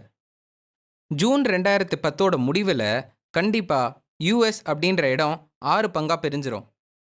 The Californian Republic, the Texas Republic, Atlantic America, the Central North America, அது மட்டும் இல்லாமல் ஒரு சில பார்ட்ஸா அப்படின்னு சொல்லியிருந்தாரு. அப்படி உண்மையாகவே நம்மளுக்கு நடந்ததா? கண்டிப்பாக இல்லை. இன்னைக்கு யூஎஸ் அப்படின்ற ஒரு கண்ட்ரி ஒன்றா தான் இருக்குது. அவ்வளோ பெரிய எக்கனாமிக் ரெசெஷன் பார்த்தக்கப்புறமும். இப்போ இன்னொரு எக்ஸாம்பிள் எடுப்போம். 1940ஸ்ல வேர்ல்டு வார் 2க்கு அப்புறம் ஜப்பான் ரொம்ப பயங்கரமாகவே அழிஞ்சுது. எக்கனாமிக்கலாகவும் சரி, இண்டஸ்ட்ரியலாகவும் சரி, கல்ச்சுரலாகவும் சரி, சோஷியலாகவும் சரி. அந்த மாதிரி ஒரு கஷ்டத்தை உலகத்தில் ஏன் வரலாறுலேயே திருப்பி பார்க்கக்கூடாதுன்னு நிறைய பேர் எதிர்பார்த்தாங்க. ஆனா, அந்த நேரத்துல ஜப்பானோட ஏதோ நியூஸ் பேப்பர்ல இந்த மாரி ஒரு ஆர்டிக்கல் வந்திருக்குமா? எல்லாருமே கவலைப்படாதீங்க. இன்னும் கொஞ்ச வருஷத்திலே நம்மளோட எக்கனாமி சைஸ் 15 மடங்கு அதிகமாகும். நம்மளோட வாழ்வு 2 மடங்கு அதிகமாகும். நம்மளோட ஸ்டாக் மார்க்கெட் சைஸ் இதுவரைக்கும் எந்த நாடுமே செய்யாத அளவுக்கு ஒரு வரலாற்றை காட்டும். அது மட்டும் இல்லாம 40 வருஷத்துக்கு எங்கேயுமே பார்க்காத அளவுக்கு வேலை வாய்ப்பு 94%.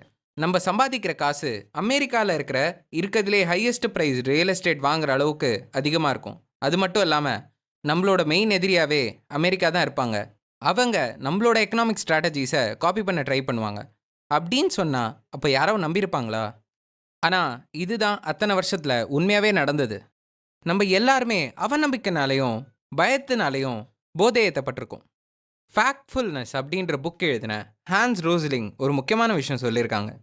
இந்த உலகத்தில் இருக்கிற எந்த மக்கள்கிட்ட கேட்டாலும் அந்த உலகம் ரொம்ப பயமானதாகவும் ரொம்ப நம்பிக்கை இல்லாததாகவும் அது மட்டும் இல்லாமல் ரொம்ப பிரச்சனைக்குரியதாகவும் அது ஏற்கனவே இருந்ததை விட அதிகமாக இருக்கிற மாதிரி எல்லாருமே சொன்னாங்க. இப்போ இதுக்கும் நம்ம காசை பற்றி யோசிக்கிறதுக்கும் என்ன சம்மந்தம்? இது உலக ரீதியில் பார்த்தீங்கன்னா இந்தியா அமெரிக்காவோட கொஞ்சம் சின்ன நாடு தான். ஆனால் இந்தியாவில் காசே இல்லைன்னு நம்மளால் சொல்ல முடியாது. இந்தியாவில் அம்பானி இல்லைன்னு நம்மளால் சொல்ல முடியாது. ஆனால் அதுக்கேற்ற மாதிரி வேற ஒரு விஷயத்தை வச்சு பார்த்தோன்னா எல்லாமே நம்ம வாழ்க்கையில் சின்னதாக தான் தெரியும். இது நம்ம முன்னோர்கள் சொல்கிற மாதிரி இக்கரைக்கு அக்கறை பச்சை. நம்ம அவநம்பிக்கையை அதிகமாக நம்புறதுக்கு ஒரு சில முக்கியமான காரணங்கள் இருக்குது. ஒன்று, காசுன்றது எங்கே பார்த்தாலும் ஒரு இருக்கிற விஷயம். ஏதாவது ஒரு சின்ன விஷயம் தப்பாக நடந்தா அது எல்லாருக்குமே தாக்குதல் உருவாக்க ஏதோ வாய்ப்பு இருக்குது. அதனாலே எல்லாருக்குமே அது மேலே கவனம் இருந்துகிட்டே இருக்குது. அமெரிக்காவில் இருக்கிற பாதி பேருக்கு மேலே ஸ்டாக்ஸ் வச்சுருக்காங்க. ஸ்டாக்ஸ் வைக்காத சில வீடுகளும் இருக்குது. ஆனால் அதில் ஒரு முக்கியமான விஷயம், ஸ்டாக்ஸ் வச்சுருக்காங்களோ இல்லையோ, நாளைக்கோ நாளான்னைக்கோ இல்லை என்னைக்கோ ஒரு நாள் திருப்பி ரெசஷன் வந்தால் அது ஸ்டாக்ஸ் வச்சுருந்தாலும் சரி, ஸ்டாக் இல்லாதவனாலும் சரி, வேலை இருக்கிறவனுக்கும் சரி, அது ஒரு தாக்குதலை ஏற்படுத்தும். இந்த ஒரு காரணத்தினாலே எல்லாருக்குமே எதை பார்த்தாலுமே ஒரு சின்ன பயம் இருந்துகிட்டே இருக்குது. அமெரிக்காவில் ஒரு சின்ன விஷயம் தப்பு நடந்தால் கண்டிப்பாக அது இந்தியாவாக இருந்தாலும் சரி, சைனாவாக இருந்தாலும் சரி, இந்தோனேஷியாவாக இருந்தாலும் சரி, அது தாக்க ஆயிரக்கணக்கான வாய்ப்பு இருக்குது. 2வது விஷயம், அவநம்பிக்கை அப்படின்றது இன்னைக்கு நடக்கிற ஒரு சில விஷயங்கள வச்சு மட்டுமே செய்யப்படுது. மார்க்கெட் ஆனா இந்த உலகத்துக்கு ஏத்த மாரி எப்படி மாறுது அப்படின்றத அது கணக்கு எடுத்துக்கிறதே இல்ல. 2008ல சைனாக்கு மட்டுமே 98 மில்லியன் பேரல்ஸ் ஆஃப் ஆயில் ஒரு நாளைக்கு தேவைப்படும் அப்படின்னு சொன்னாங்க. ஆனா உண்மைய பார்த்தா இன்னைக்கு உலகத்திலே 85 மில்லியன் ஆயில் பேரல்ஸ் மட்டும் தான் உருவாக்கப்படுது. ஆனா இதனால நம்ம எண்ணெய் இல்லாம போயிட்டோமா? கண்டிப்பா இல்ல. இன்னி வரைக்குமே எண்ணெய் இருந்துட்டே தான் இருக்கு. நம்ம கிட்ட ஒரு விஷயம் தப்பா நடந்துட்டே இருக்கும் அப்படின்னு காட்டுறது ரொம்ப ஈஸி. ஆனா இந்த உலகம் ஒவ்வொரு விஷயத்துக்கும் எப்படி மாறுதுன்னு புரிய வைக்கிறது ரொம்ப ரொம்ப கஷ்டம். அதுதான் எங்க பார்த்தாலும் நடந்துட்டு இருக்கிற ஒரு விஷயம். 3வது, வளர்ச்சி அப்படின்றது ரொம்ப பொறுமையா போற ஒரு விஷயம் மாரி தெரியுது. ஆனா ஒரு பிரச்சனை அப்படின்றது உடனே வந்து நம்ம மனசுல அடிக்கிற மாரி நிக்குது. நம்ப போன அத்தியாயத்துல சொன்ன மாரி நெறைய பேர் ஹெல்மெட் போடுறதுக்கு காரணம் ஒருத்தர்கிட்ட ஃபைன் கட்டணுன்ற ஒரு விஷயத்தினால தான். ஆனா உண்மையாவே ஒரு சில விஷயங்கள் மக்கள் பொறுமையா இருந்து பண்றதுக்கு பார்க்க மாட்டேங்கிறாங்க. அவங்க புரிஞ்சுக்க வேண்டிய ஒரே விஷயம், எப்போ விழுந்தாலும் அதிலிருந்து திருப்பியும் எழுந்திரிக்கிறதுக்கான வாய்ப்பு நெறையாவே இருக்குன்றது. 2004ல நியூயார்க் டைம்ஸ் ஸ்டீஃபன் ஹாக்கிங் கிட்ட ஒரு இன்டர்வியூ நடத்துனாங்க. அந்த இன்டர்வியூல ஸ்டீஃபன் ஹாக்கிங் கிட்ட நீங்க எப்படி எப்பவுமே சந்தோஷமா இருக்கீங்க அப்படின்னு கேட்டாங்க. ஸ்டீஃபன் ஹாக்கிங்க்கு 21 வயசுலயே மோட்டார் நியூரான் டிசீஸ் வந்து பேரலைஸ் ஆகி சாப்பிடக்கூட முடியாம இருந்தாரு. எனக்கு 21 வயசுக்கு அப்புறம் வாழ்க்கையே இல்லைன்னு நினச்சேன். அதுக்கப்புறம் என் கையில் கிடைச்சது எல்லாமே எனக்கு ஒரு போனஸ் தான் அப்படின்னு சொன்னார் ஸ்டீஃபன் ஹாக்கிங். இது நல்ல விஷயமா இருந்தாலும் அவநம்பிக்கைன்றது பெரிய போதையாக இருக்கிறதுக்கு காரணம் மேபி இதுவாக கூட இருக்கலாம். ஏன்னா ஒரு விஷயம் தப்பாக நடக்குமோன்னு நினச்சி அது தப்பாக நடக்கலைன்னா அதை நினச்சி நம்ம சந்தோஷப்படுறோம்ல, அதுவே ஒரு நல்ல விஷயம் தானே. ஆனால் இந்த மாதிரி நம்ம ஒவ்வொருத்தர் வாழ்க்கையிலையும் ஒரு கதை இருக்குது. இப்போ அடுத்த அத்தியாயத்தில் கதைகளை பற்றி ஒரு கதையை பார்ப்போம். கோட்பாடு 18. எல்லாவற்றையும் நீங்கள் நம்பும்போது. இந்த உலகத்துல பலவிதமான பொய்யை பார்க்கும்போது கண்ணுக்கு உண்மை மாதிரி தெரியும். கதைகள் ஏன் எண்களை விட சக்தி வாய்ந்தது. நம்ம பூமி மேல ஒரு ஏலியனை நீங்க கொண்டு வந்து வச்சீங்கன்னா 2007ல் இருக்கிற எல்லா விஷயங்களையும் அந்த ஏலியனை பார்க்க விட்டீங்கன்னா அது கவனிக்கிற விஷயங்கள் இதாக தான் இருக்கும். 2007க்கு அப்புறம் நிறைய பேர் யூனிவர்சிட்டிஸ் போய் படித்தாங்க. 2007க்கு அப்புறம் எல்லார் கையிலையும் ஸ்மார்ட் ஃபோன் இருந்தது. 2007க்கு அப்புறம் மெடிசன் பெட்டராக இருந்தது. 2007க்கு அப்புறம் மைலேஜ் கார்ஸ்லேயும் பைக்ஸ்லேயும் ரொம்பவே அதிகமாக இருந்தது. 2007க்கு அப்புறம் ஃபினான்சஸை பற்றியான படிப்பு ரொம்பவே அதிகமாக இருந்தது. 2007க்கு அப்புறம் நிறையா பேருக்கு சாப்பாடும் கிடச்சிது. இது தவிர 2007லேருந்து 2009க்குள்ளே சிவில் இன்ஜினியரிங் ஃபீல்டில் நிறையா டிராஸ்டிக்கான சேஞ்சஸ் எல்லாம் நடந்தது. நிறையா பெரிய பிக் ஸ்ட்ரக்சர் கன்ஸ்ட்ரக்ஷன்ஸ் எல்லாமே நடந்தது. ஆனால் இந்த மேல்நோட்ட பார்வையை விட்டுட்டு கொஞ்சம் அந்த ஏலியன் உள்ளே வந்து பார்த்தா 2009ல் யூஎஸில் இருக்கிற மக்கள் $16 ட்ரில்லியன் ஏழையாக இருந்தாங்க. அது மட்டும் இல்லாமல் 10 மில்லியன் பேருக்கு வேலையே இல்லை. இது இல்லாமல் ஸ்டாக் மார்க்கெட் 2007ல் இருந்ததை விட 2 மடங்கு கம்மியாக இருந்தது. இது எல்லாத்துக்குமே என்ன காரணம்னு நீங்கள் நினைக்கிறீங்க? ஒரே விஷயந்தான், அவங்க நம்பின ஒரு கதை.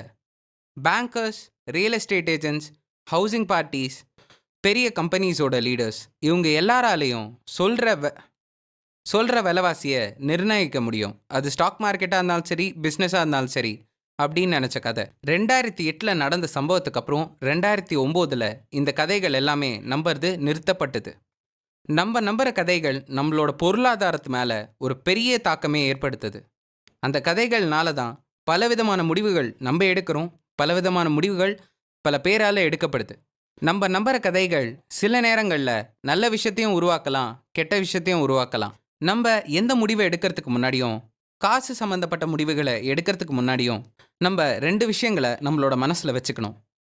மொதல் விஷயம், ஏதோ ஒன்று உண்மையாக இருந்தால் நல்லா இருக்குமே நம்ம எதிர்பார்க்கறது சில டைம்ஸ் அது உண்மையாக இருக்கிறத விட அதிகமான ஒரு கதையை நமக்கு சொல்லி நம்மளை மூட வைக்கலாம். நீங்கள் கண்டிப்பாக ஹர்ஷத் மேத்தா அப்படின்ற ஒரு பேரை கேள்விப்பட்டிருப்பீங்க. அந்த பேரில் இருந்த கதை, அந்த ஆள், அவரோட வரலாறு இது எல்லாமே தெரியாத ஆளே கிடையாது. ஹர்ஷத் மேத்தா ஸ்டாக் மார்க்கெட்டில் வேலை செய்யும்போது ஒரு சில கம்பெனிஸ் ஏற்கனவே ஸ்டாக்கில் இருந்தது. அப்படி ஸ்டாக்கில் இருந்த கம்பெனிஸ் மேலே அது நல்லா போகிற மாதிரி ஒரு கதையை உருவாக்கினார். ஏதோ ஒரு வழியில் அவர் மற்றவங்கள நம்ப வச்சார். அந்த நம்பிக்கைனால பல பேர் அந்த ஸ்டாக்ஸ் மேலே காசு போட்டாங்க. அது அவருக்கு பல மடங்கு லாபம் தந்தது. ஆனால் இதில் என்ன பிரச்சனை நடந்ததுன்னா, அந்த காலத்தில் ஆர்பிஐ ரெகுலேஷன்ஸ் கொஞ்சம் ஸ்ட்ரிக்டாக இல்லாதனால யாருக்குமே எந்த கம்பெனி மேலே காசு போடுறோன்றது தெரியவே இல்லை. லாபத்துக்காக மட்டும்தான் அந்த காசை போட்டாங்க. உண்மையாகவே இழுத்து மூடி வச்சிருந்த கம்பெனி மேலே கூட அது கோடிக்கணக்காக காசு பண்ணுற மாதிரி நினச்சி அது மேலே எல்லாருமே காசு இறைச்சி கொட்டினாங்க. இதே மாதிரி தான் 2008 ஒரு முக்கியமான ஸ்டாக்ல வாரன் பஃபெட் போடும்போது மக்கள் எல்லாருமே அந்த ஸ்டாக் மேலே காசு போட்டாங்க. அதுக்கு காரணம் என்னன்னு பார்த்தீங்கன்னா அவங்க நம்புற கதையும் அவங்க வச்சிருக்கிற நம்பிக்கையும் தான். ஆனால் இதில் ஒரு முக்கியமான விஷயம் இருக்கு. வாரன் பஃபெட் போட்ட கம்பெனி ஒரு பொய்யான கம்பெனி கிடையாது, அது உண்மையான கம்பெனி. ஸோ நம்ம நம்புற கதைங்க எல்லாமே நம்மளை எந்த கோணத்துக்கு வேணால் எடுத்துகிட்டு போகலாம். ரெண்டாவது விஷயம், எல்லார்கிட்டயுமே இந்த உலகத்தோட முழுமையடையாத ஒரு பார்வை இருக்கு. அந்த பார்வையில் இருக்கிற ஓட்டைங்க எல்லாத்தையுமே நம்மளோட சொந்த கதைங்களை வச்சு முடிச்சுக்கிறோம். நம்ம சின்ன பசங்களா பிறக்கும்போது இந்த உலகம்ன்றது ஒரு புது இடம். அந்த இடத்துல நம்ம பார்க்கறது எல்லாமே புதுசா இருக்கும். நமக்கு நம்ம அப்பா அம்மா தவிர வேற எந்த நம்பிக்கையுமே கிடையாது. ஆனா நமக்கு நம்ம அப்பா அம்மா செய்யற விஷயங்கள்லாம் எதுக்கு செய்றாங்கன்னு நமக்கு தெரியவே தெரியாது. சொல்ல போனோம்னா நம்ம செய்யற விஷயங்களே நமக்கு என்னன்னே புரியாது. நமக்கு பேச தெரியாது, நமக்கு பழக தெரியாது, நம்ம செய்யறது சரியா தப்பான்னு எதுவுமே தெரியாது. நம்ம அப்பா அம்மா எதுக்கு வேலைக்கு போறாங்க, எதுக்கு காசு சம்பாதிக்கிறாங்க, எதுக்காக வாழறாங்க, இது எதுவுமே புரிஞ்சுக்காத ஒரு நேரம் தான் நம்ம சின்ன குழந்தையா இருந்த வயசு. ஆனா காலம் போக போக தான் இது அத்தனைக்குமே நமக்கு அர்த்தம் புரிய ஆரம்பிச்சது. ஆனா அர்த்தம் புரியறதுக்கு முன்னாடி நம்ம அப்பா அம்மா நம்ம எதுக்கு ஆனா அந்த அர்த்தம் புரியறதுக்கு முன்னாடி நம்ம அப்பா அம்மா நம்ம கிட்ட எந்த கதை சொன்னாலும் நம்ம நம்பிடுவோம். ஏன் ஒரு கார்ட்டூன் அனிமேஷன் இருக்குன்னு கூட நம்ம ஒரிஜினல் லைஃப்ல நம்பியிருக்கோம். குழந்தை எப்படி பிறக்குதுன்னு கேட்டா அது மேலே வானத்தில் ஒரு பறவை வந்து தூக்கி போடுதுன்னு சொன்னா கூட நம்ம நம்பிடுவோம். ஆனா நாள் போக போக தான் நமக்கு அதோட உண்மை என்னன்றது தெரிய வரும். அதே மாதிரி தான் இந்த காசு உலகத்துலையும் நாள் போக போக மட்டும்தான் நமக்கு ஒரு சில உண்மைகள் தெரியுமே தவிர முதல்ல அதை எந்த உலகமா பார்க்குறோமோ அந்த உலகத்துல மற்ற கதையெல்லாமே சொல்லி நம்ம அதை மறைச்சிடுறோம். ஆனா இந்த எல்லா கதைகளையும் நம்ம நம்புறதுக்கான ஒரு முக்கியமான காரணம் என்னன்னு எதிர்பார்க்குறீங்களா? பிலிப் டெட்லாக் அப்படின்ற ஒரு சைக்காலஜிஸ்ட் ஒரு தடவை எழுதினாரு. நம்ம எல்லாருக்குமே இந்த உலகம் நம்மளோட கட்டுப்பாடுலையும் நம்ம எதிர்பார்க்குற எல்லாமே நடக்கிற மாதிரியும் இருந்ததுன்னா நம்மளுக்கு கேட்கும்போது அது ரொம்ப நல்லா இருக்கும் அப்படின்னு சொன்னாரு. நமக்கு கேட்க நல்லா இருக்கிற ஒரு விஷயம் நமக்கு நடக்கிறதுன்றது ரொம்பவே பிடிக்கும். நம்ம அப்போவே சொன்னது, கட்டுப்பாடோட இருக்கிற வாழ்க்கைன்றது நமக்கு ரொம்பவே சந்தோஷத்தை தரும். இந்த காரணத்தினாலே உண்மையாவே நம்ப முடியாத ஒரு வாழ்க்கையை நம்புறதை விட நம்ம கட்டுப்பாட்டுக்குள்ள வர்ற கதைகளை நம்ம மனசு நம்புறதுக்கான வாய்ப்புகள் அதிகமாக இருக்கு. இது எல்லாமே நம்ம சின்ன பசங்க மாதிரி இன்னி வரைக்கும் ஒரு அளவுக்கு செஞ்சுட்டு தான் இருக்கோம். ஒரு சில விஷயங்கள் நமக்கு லாஜிக்கலாக இருக்கோ இல்லையோ அந்த விஷயத்தை பற்றி நம்ம தெளிவாக தெரிஞ்ச மாதிரியே நினச்சி எப்போவுமே சுற்றிட்டு தான் இருக்கோம். ஆனால் இந்த கதைகள் எல்லாம் புரியாமல் மேலே இருந்தும் கீழே இருந்தும் பார்த்துட்டு இருக்கிற அந்த ஏலியன் யாரு? நம்ம எல்லாருமே தான்.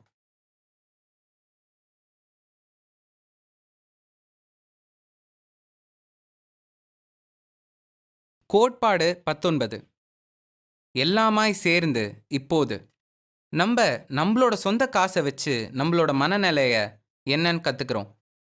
வாழ்த்துக்கள், இவ்வளோ தூரம் நீங்கள் இந்த ஆடியோ கிட்ட வந்திருக்கீங்கன்னா. ஏன்னா நீங்கள் ஏதோ கற்றுக்கணும்னு நினச்சி இவ்வளோ தூரம் வந்திருக்கீங்க. ஆனால் நீங்கள் கற்றுக்க வேண்டிய ஒரு முக்கியமான விஷயம், நீங்கள் அட்வைஸ் வாங்குறதும் மற்றவங்களுக்கு அட்வைஸ் கொடுக்கறதும் எந்த அளவுக்கு ஆபத்தாக இருக்கலாம் அப்படின்றது காசை பொறுத்த வரைக்கும். 1931 கிளாரன்ஸ் ஹக்ஸ் டென்டிஸ்ட் கிட்ட போனார். அவரோட பல்லு முடியாத அளவுக்கு வலியில் இருந்தது. அதனால் டென்டிஸ்ட் என்ன பண்ணார்னா கொஞ்சம் அனஸ்தீஷியா கொடுத்தாரு. கொஞ்ச நேரம் கழிச்சு அவர் எழுந்திரிச்சு பார்க்கும்போது அவரோட 16 பல்லும் டான்சில்ஸும் மொத்தமாக எடுக்கப்பட்டது. அந்த சர்ஜரி ரொம்பவே நல்லா போச்சு. ஆனால் பிரச்சனை என்னென்னா அவரோட ஒய்ஃப் அந்த டென்டிஸ்ட் மேலே கேஸ் போட்டாங்க. எதுக்குன்னு பார்த்தீங்கன்னா 1931 சர்ஜரினாலே சாவை பார்க்குற ஒரு நிலைமை அப்படின்ற ஒரு நம்பிக்கை இருந்தது. ஹக்ஸோட பல்ல அவரோட பெர்மிஷன் இல்லாமல் எடுத்தாங்கன்னு சொல்லிட்டு அவங்க ஒய்ஃப் கேஸ் போட, அதே நேரத்தில் டாக்டர்ஸ் வந்து இந்த அட்வான்ஸ்மெண்ட்டுக்கு எது பெஸ்ட்டோ அதுதான் நாங்கள் பண்ணியிருக்கோம் அப்படின்னு சொல்லியிருக்காங்க. இந்த கேஸ் எங்கே போச்சுன்னு யாருக்குமே புரியல. ஏன்னா 1930s இப்போ இருக்கிற மாதிரி கன்சல்டேஷன் பேப்பர்ஸ், ரூல்ஸ் அது இதுன்னு எதுவுமே கிடையாது. அப்போ இருந்த லா என்னன்னா ஒரு டாக்டர் நினச்சா அந்த பேஷண்ட்டை காப்பாற்றுறதுக்காக அவங்க பெர்மிஷன் இல்லாமல் மெடிக்கலாக என்ன வேணால் பண்ணலாம் அப்படின்றது தான். ஏன்னா இதில் முக்கியமான விஷயம் என்னென்னா அந்த காலத்து மெடிக்கல் அட்வான்ஸ்மெண்ட்டில் உண்மையாகவே அவங்க பேஷண்ட்டை காப்பாற்றி ஆகணும். அதுதான் ஒரு நல்ல விஷயம். இது திமிர்னால பண்ணுற ஒரு விஷயம் இல்லை. ஆனால் அங்கேயும் இருக்கிற ஒரு சின்ன பிரச்சனை என்னென்னா ஒருத்தரை சரி செய்ய ஒரே வழியோ இல்லைனா யூனிவர்சலாக இதுதான் கியூர் அப்படின்றது ஒன்று பெர்மனெண்ட்டாக கிடையவே கிடையாது. இன்னும் சொல்ல போனோம்னா, நம்ப சொன்ன அந்த 2 பாயிண்ட்ஸ் இன்னி வரைக்கும் மெடிக்கல் ஃபீல்ட்ல நடந்துட்டு தான் இருக்கு.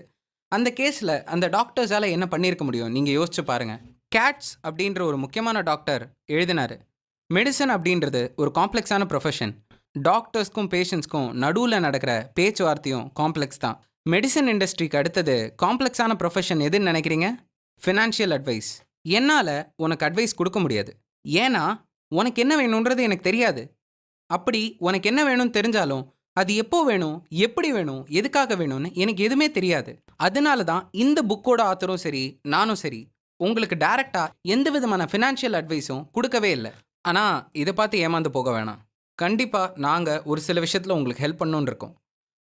1000 தான் நெறைய முடிவுகள் ஒவ்வொருத்தரும் வித்தியாசமா எடுத்தாலும், நீங்க பின்பற்ற வேண்டிய ஒரு சில முக்கியமான விஷயங்கள் மட்டும், இந்த உலகம் பூரா தேவைப்படுற விஷயங்கள் மட்டும் கொஞ்சம் சொல்லலான்னு இருக்கோம். நீ உன்னோட வழிய தாண்டி போனாலும் பரவால்ல. ஆனா, உன்ன சுத்தி விஷயங்கள் சரியா போம்போது, கொஞ்சமாவது மனப்பக்குவமும், பணிவும் நமக்கு இருந்தே ஆவணும். அதே மாதிரி விஷயங்கள் தப்பா போச்சுன்னா, நம்பளையே மன்னிக்க கொஞ்சமாவது தெரிஞ்சிருக்கணும். ஆனா, மன்னிக்க மட்டும் இல்ல, கத்துக்கவும் தெரிஞ்சிருக்கணும். இந்த உலகம் ரொம்பவும் பெருசு. அது மட்டும் இல்லாம ரொம்பவும் காம்ப்ளெக்ஸ். அதனால எது சரியா தோணுதோ, அது தப்பா போறதுக்கும், எது தப்பா தோணுதோ, அது சரியா போறதுக்கும் 1000 வாய்ப்பு இருக்கு. இதுக்கு நடுவுல நம்ப அதுலேருந்து கத்துக்கிட்டு மேல போக மட்டும் தான் நெனைக்கணுமே தவிர, வேற எத பத்தியும் நடுவுல யோசிக்க கூடாது. ஏன்னா, நமக்கு எது வரும், எது சாபம்ன்றது தெரியாது. கம்மி கௌரவம், அதிக சொத்து. நமக்கு எந்த அளவுக்கு நம்மளோட தலகனமும், கௌரவமும் அதிகமா இருக்கோ, அதே அளவுக்கு நம்மளோட சொத்து நாள் கணக்குல கம்மியாகறதுக்கான வாய்ப்புகள் இருக்கு. இது ஏன்னு நம்ப ஆல்ரெடி சொல்லியிருக்கோம். ஆனா, நம்ப சொத்த பத்தி மட்டும் பேசாம, நம்ப வாழ்க்கையில எடுக்கிற பலவிதமான முடிவுகளுக்கும் இது பயன்படும். ஆனா, அந்த முடிவுகள் தான் நீ எதிர்காலத்துல எப்படி இருக்க போறன்றதும் சொல்லப் போற ஒரு விஷயம். நீ ராத்திரி நிம்மதியா தூங்குற அளவுக்கு உன்னோட காச உன்னோட கட்டுப்பாட்டுக்குள்ள வச்சுக்கணும். நம்ப ஏகப்பட்ட காசு சம்பாதிச்சாலும் சரி, இல்லனா சம்பாதிக்காம நம்ப விட்டாலும் சரி, 2 பக்கமுமே நமக்கு பிரச்சனை தான். நம்ப எது செஞ்சாலும், நம்ப செய்ற விஷயம் நமக்கு வாழ்க்கைக்கு நிம்மதி தரலனா, அது செய்யறதுக்கான எந்த விதமான பிரயோஜனமும் கிடையாது. நீ ஒரு நல்ல இன்வெஸ்டரா இருக்கணும்னு நினைச்சேன்னா, உன்னால நல்லா செய்ய முடிஞ்ச ஒரே விஷயம், உன்னோட நேரத்த அதிகரிக்கிறது. நீ எத்தன நாள் உன்னோட இன்வெஸ்ட்மெண்ட் வளர்றதுக்காக காத்திருக்கியோ, அந்த அளவுக்கு அந்த இன்வெஸ்ட்மெண்ட் பல மடங்கு ஆகறதுக்கான வாய்ப்புகள் இருக்கு. சரியான இடத்துல, சரியான நேரத்துல நீ போட்டேன்னா. நெறைய தவறுகள் செய்ய தயாரா இரு. நீ பாதி நேரம் தவறுகள் செஞ்சாலும், உன்னால நெறைய சம்பாதிக்க முடியும். நம்ப ஏற்கனவே சொன்னபடி, எல்லா விஷயமும் இங்க வேலை செய்யாது. வேலை செய்ற அந்த 1, 2 விஷயத்த கண்டுபிடிக்கிறதுக்கு, நீ கொஞ்ச நேரம் எடுத்துக்க வாய்ப்பு இருக்கு. காசுன்றது பொருள வாங்கவோ, இல்லன்னா நம்மளோட அந்தஸ்த காட்டவோ, ஏன் நம்மளோட சந்தோஷத்துக்கு மட்டும் பயன்படுத்தக்கூடாது. உண்மையாவே காச புத்திசாலித்தனமா செலவு பண்றவன், அவனோட நேரத்த சேகரிக்க தான் பாப்பான். அதுதான் போனா திரும்பி வராது. கொஞ்சம் நல்ல மனுஷனா இரு. கொஞ்சம் ஆடம்பரத்த கம்மியா காட்டிக்கோ. இந்த உலகத்துல காசு கூட மேபி உனக்கு ஈஸியா கிடைச்சிடலாம். ஆனா, கிடைக்காத சில விஷயங்கள் இருக்கு. அதுல ரொம்ப முக்கியமானது, நீ நம்பக்கூடிய உண்மையான மக்கள் உன்னை சுத்தி இருக்கிறது. அந்த மாதிரி ஒரு சில விஷயங்கள் கண்டிப்பா காசுனால கிடைக்கவே கிடைக்காது. சேர்த்து வை. காசை சேர்த்து வை. அதுக்கு எந்த விதமான காரணமும் தேவையில்ல. நம்ம எல்லாருமே காசு சேர்த்து வைக்காம நிறைய தப்பு பண்றோம். அந்த காசு எந்த நேரத்துல எந்த இடத்துல நமக்கு உதவி செய்யும்னு சொல்லவே முடியாது. வெற்றிக்கு பின்னாடி ஒரு பரிசு இருக்கு. அதை கொடுக்கறதுனா அதை வாழ்ந்து பாரு. நம்ம கேட்குற எல்லாமே இந்த வாழ்க்கையில் ஒரு பரிசோட வரும். வெற்றி ரொம்ப பெரிய பரிசோட வரும். அதுக்கு நீ தயாரா இருந்தா மட்டுமே அது பின்னாடி போ. இல்லனா சந்தோஷமும் உன் வாழ்க்கையில நிச்சயம் எல்லாம் போயிடும். தவறுகள் நடக்கும். அதை கண்டிப்பா வேண்டிக்கோ. நம்ம நினைக்கிற எல்லாமே நம்ம நினைச்சபடி திட்டமிட்டு நடந்துருச்சுன்னா, எந்த இடத்துலையுமே நம்மளாலையும் கத்துக்க முடியாது, வளரவும் முடியாது. இரு பக்கமும் கூரான மொனை இருக்கிற கத்திக்கிட்ட நிக்காத. அது பக்கம் எடுத்துட்டு போற மாதிரி முடிவை எதுவுமே பண்ணாத. காசை பொறுத்த வரைக்கும் ஒரு சில விஷயங்களை ரொம்ப கம்மியாகவும் பண்ணிடக்கூடாது, ரொம்ப அதிகமாகவும் பண்ணிடக்கூடாது. உனக்கு உண்மையா ஒரு சூழ்நிலைக்கு என்ன தேவையோ அதுக்கேற்ற மாதிரி நடந்துக்கோ. ரிஸ்க் எடுக்க தெரிஞ்சுக்கோ. ரிஸ்க் எடுத்தா மட்டும்தான் உனக்கு சில டைம்ஸ் லாபம் கிடைக்கும். ஆனா தெரிஞ்சு ரிஸ்க் எடு. எவ்வளோ லாபம் வந்தாலும் உன்கிட்ட இருக்கிற எல்லாத்தையுமே இழக்கிற அளவுக்கு எடுக்கிற ரிஸ்க்கு ஒர்த் இல்லை. காசுன்றது ஒரு விளையாட்டு மாதிரி. நீ எதுக்காக, எங்க, எப்படி, ஏன் விளையாடுற அப்படின்னு தெரிஞ்சுட்டு விளையாடு. அந்த விளையாட்டு உனக்கு பிடிச்சிருக்கான்னு தெரிஞ்சுட்டு விளையாடு.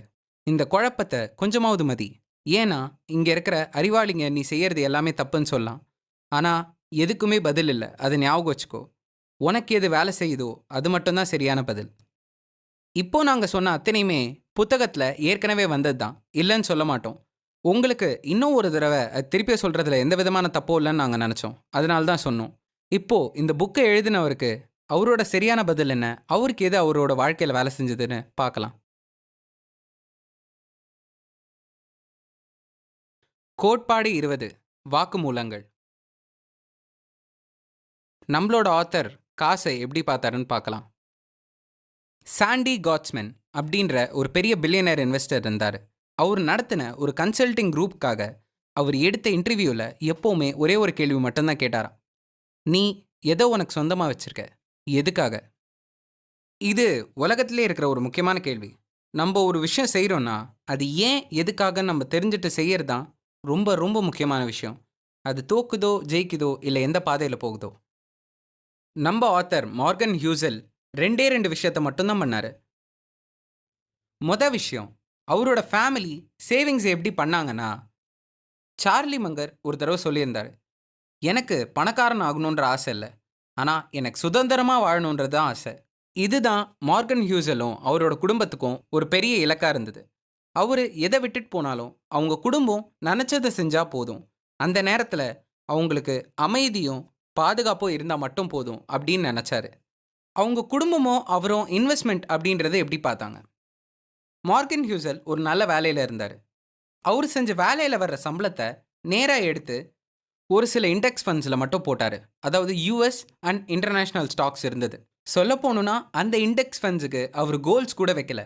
அது வளர்ந்தாலும் சரி இறங்கினாலும் சரி அதுக்கேற்ற மாதிரி நம்ம வாழ்க்கையை பார்த்துப்போம் அப்படின்னு சொல்லிட்டு மீதியில் அவங்களோட வாழ்க்கையோட செலவை பார்த்துக்கிட்டாங்க. இதுக்கு நடுவில் ஒரு சின்ன சேவிங்ஸ் மட்டும் அவங்களோட பசங்களுக்காக எடுத்து வச்சாங்க, அந்த ஸ்டாக்கை தவிர. அவருக்கு வச்சிருக்கிறது எல்லாமே கொஞ்சம் சிம்பிளாக இருந்தால் போதும்னு பார்த்தாரு. அதுக்கு மேலே வேறு எதுவும் எக்ஸ்ட்ரா பண்ணவே இல்லை. எந்த ஸ்டாக் சரியாக தரும், எப்போ தரும், என்ன விஷயம், என்ன பிரச்சனை, எதை பற்றியுமே கண்டுக்கல. அவர் சுதந்திரமோடு இருக்காரா, அவரால் ராத்திரி தூங்க முடியுதா, இது ரெண்டு விஷயந்தான் அவருக்கும் அவரோட குடும்பத்துக்கும் முக்கியமான ஒரு இலக்காக இருக்குது. கடைசியில் நம்ம தெரிஞ்சுக்க வேண்டியது ஒரே விஷயந்தான், நம்ம பணத்தை எந்த கண்ணோட்டத்தோடு பார்க்குறோம் அது நம்ம புரிஞ்சுக்கிட்டா போதும். நீங்கள் அவரை தாண்டி எப்படி பார்த்தாலும். ஏன்னா யாருமே இங்கே முட்டாளும் இல்லை, யாருமே இங்கே அறிவாளியும் இல்லை.